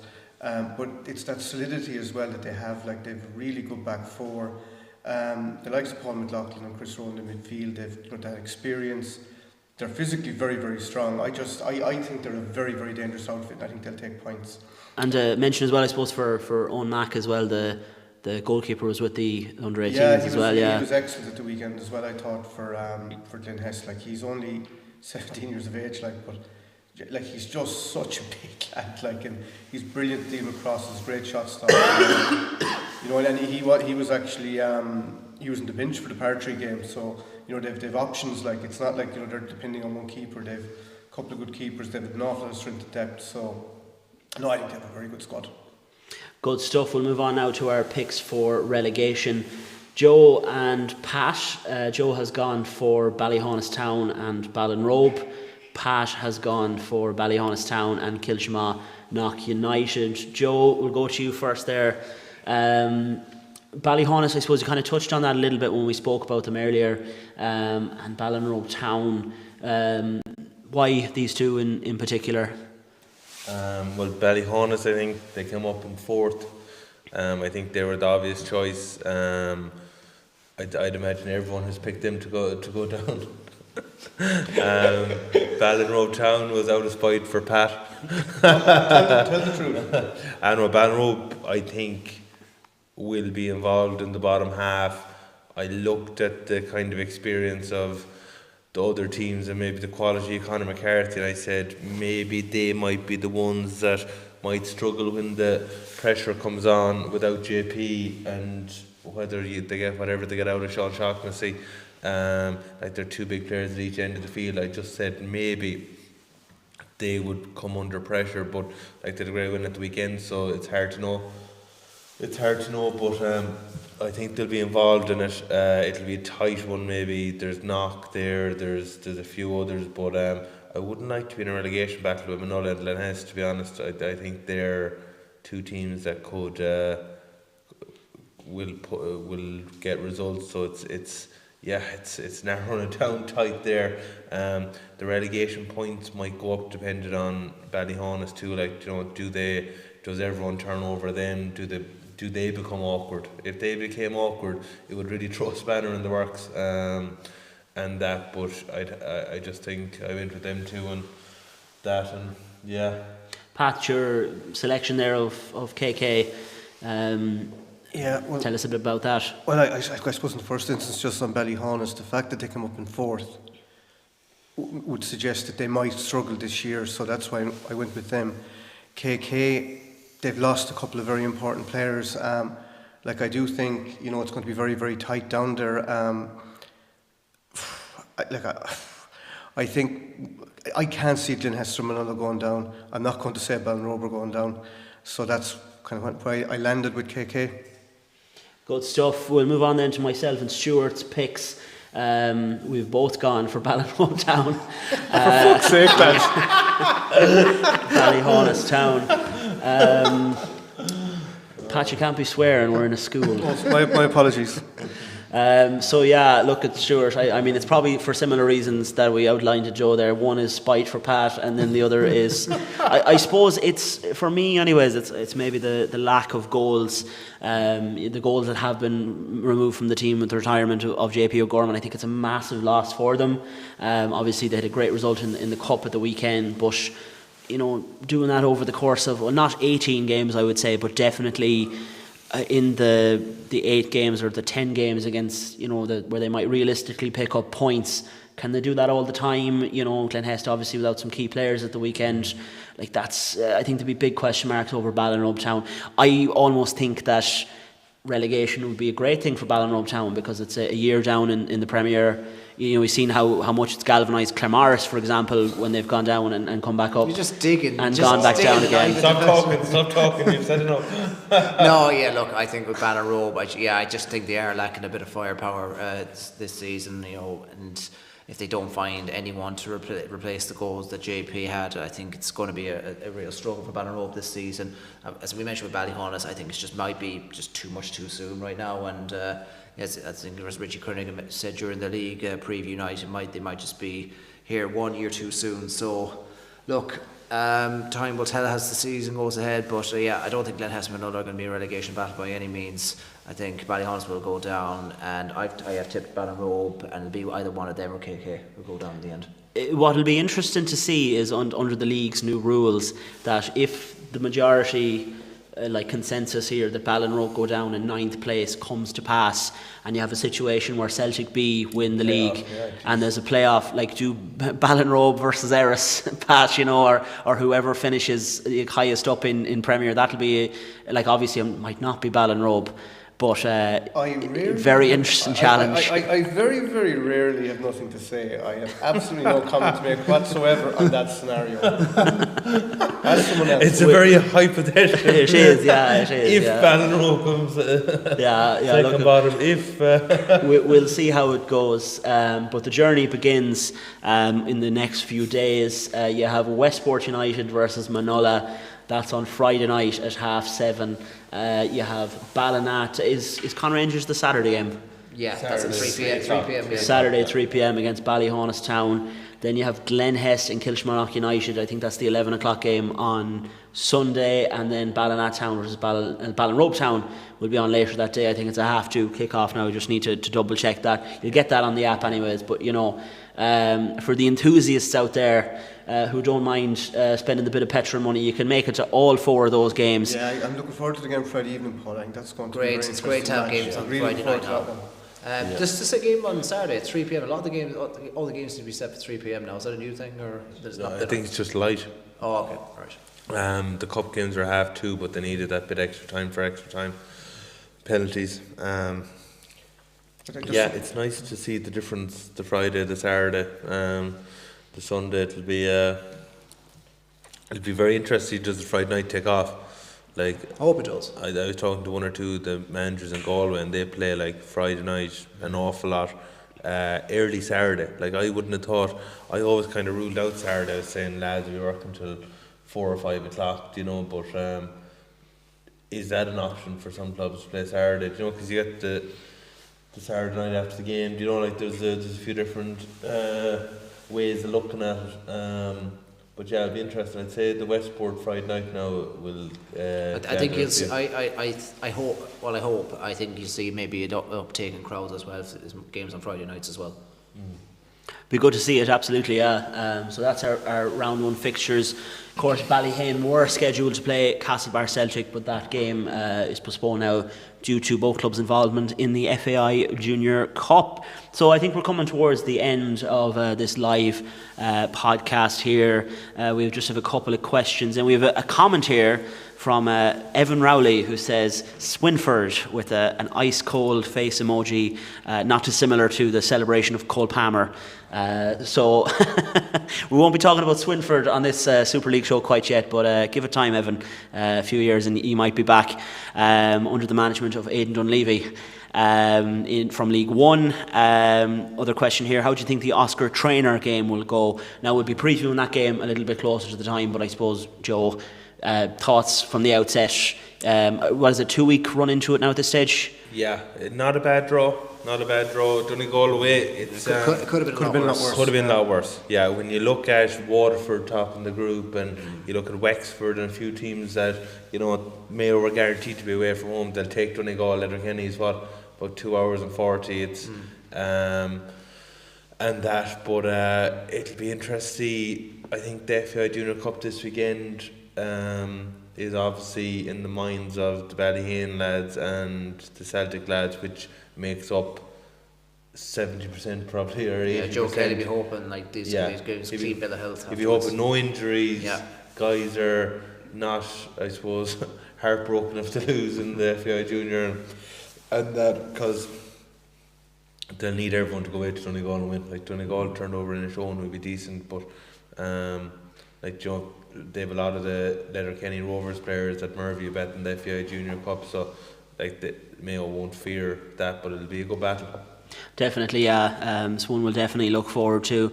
Another listener texted me in there just to ask any rule changes in terms of the on-field that people should be aware of for the new season. You have to play 3 players up and you have to have 3 back at all. Oh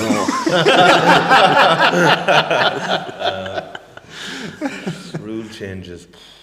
just the one in the Premier Division really is the big one. I think that's the big one, yeah. It'll be very interesting for the likes of Ballinrobe and them, how that works. Jeez, Pat's going to need a pint after this. Pat's in a bad way for the last 10 minutes. Sure, look, we'll tag out anyway, sure, we'll see how it goes. Absolutely, yeah. We'll give it a go. What do you think of the Cups being first round? The what? Instead of starting the league, starting the Cup. I like the Cups. definitely, I like the Cup started earlier, the better. I know there was a couple of years ago, I think the Super Cup started first round very late, near towards the end of the season. And it was a bit of a nightmare. I think a lot of teams It was handy for us because we were able to see a few results coming into the season and stuff for the previous. And other teams will see who players signed and things like that. When's the cut-off for signings? 22nd of February. 22nd of February. So clock's ticking to get the deals done and all of that. It was brilliant as well. It was a non-pressure game for an awful lot of clubs. The Cup, So even with fitness and things like that. Yeah, but proper competitive game before the league starts. I thought it was a very good idea. There's also another side of it is it can be work out that Divisional Cup might be a lot of teams' most realistic chance of winning. So teams, the teams that are through this weekend are relieved and that. So it was interesting. Good stuff. I have one question for you lads. If you were to make a prediction on the Super League Golden Boot, who would you say? Joe? Pat? It's very hard to look beyond Jordan Loftus, but if he was out for a few weeks, if Benny Lavelle hit the ground running, it's hard to know, but you'd have to go for Jordan Loftus, I suppose. Dark horse, Conor McCarthy. Again, he's going to miss a few weeks. It could be very hard to catch up. If I was doing dark horse, I'd probably go Kevin Kettrick. Yeah, it's a good shout. Westport need to win a lot of games. In return, he'll have to get a lot of goals for them. He got 15, I think, last season. So the extra 5 or 6, but there's a lot of guys that are able to get 12 or 13 goals. Yeah. But Dylan Edwards maybe. He gets a lot of assists. He's involved in moves, but take a Nathan Roy Doyle, the guy would say 9 or 10 goals. Or that with Ballyheane doesn't take penalties. If he stop conceding 18 goals to Celtic, someone else might have a chance to win the Golden Boot. I'm smart year now in a few weeks. I think Dark. I don't think he'll win the Golden Boot, but I think double figures is definitely on the cards for Ethan Hosty if he keeps his form up from last season with KK at Manulla. I think they're in dire need of a goal scorer, and he's the sort of man who could step up there. It depends on what role they find for him. Yeah. Because their wingers need to get up and down in their system, and he's not that type of winger. They played him in 10 yesterday, and they took him off at half time. So it's hard to know where he'll fit into the system. If he ends up at 9 or something, maybe he might get goals, but they play a lot of direct ball. He mightn't suit as a 9. He's not very physical, so it'll be interesting kind of what position they fall in for him. I think some of the Ballina lads have got lots of goals. I think Ballina will be involved in a lot of high scoring games, and the likes of PJ Martin or Dylan McKee could get, but whether they'd have enough to get a Golden Boot now would be PJ got 15 or 16 with Conn, I'd say he has goals in him. I'd say that's the same again last season. He got a lot of goals when he went back to Ballina, so he can get 15, 16. Getting that extra 5 or 6 is really tough. Benny Lavelle, if he plays every game, obviously has the history of doing it. I'd say he has 4 or 5 Golden Boots. But I suppose if Jordan Loftus does play the majority of the season, it's hard to look past him. Yeah, definitely. Right, well, I think that brings us to the end of this Mayo Soccer Podcast Super League preview show.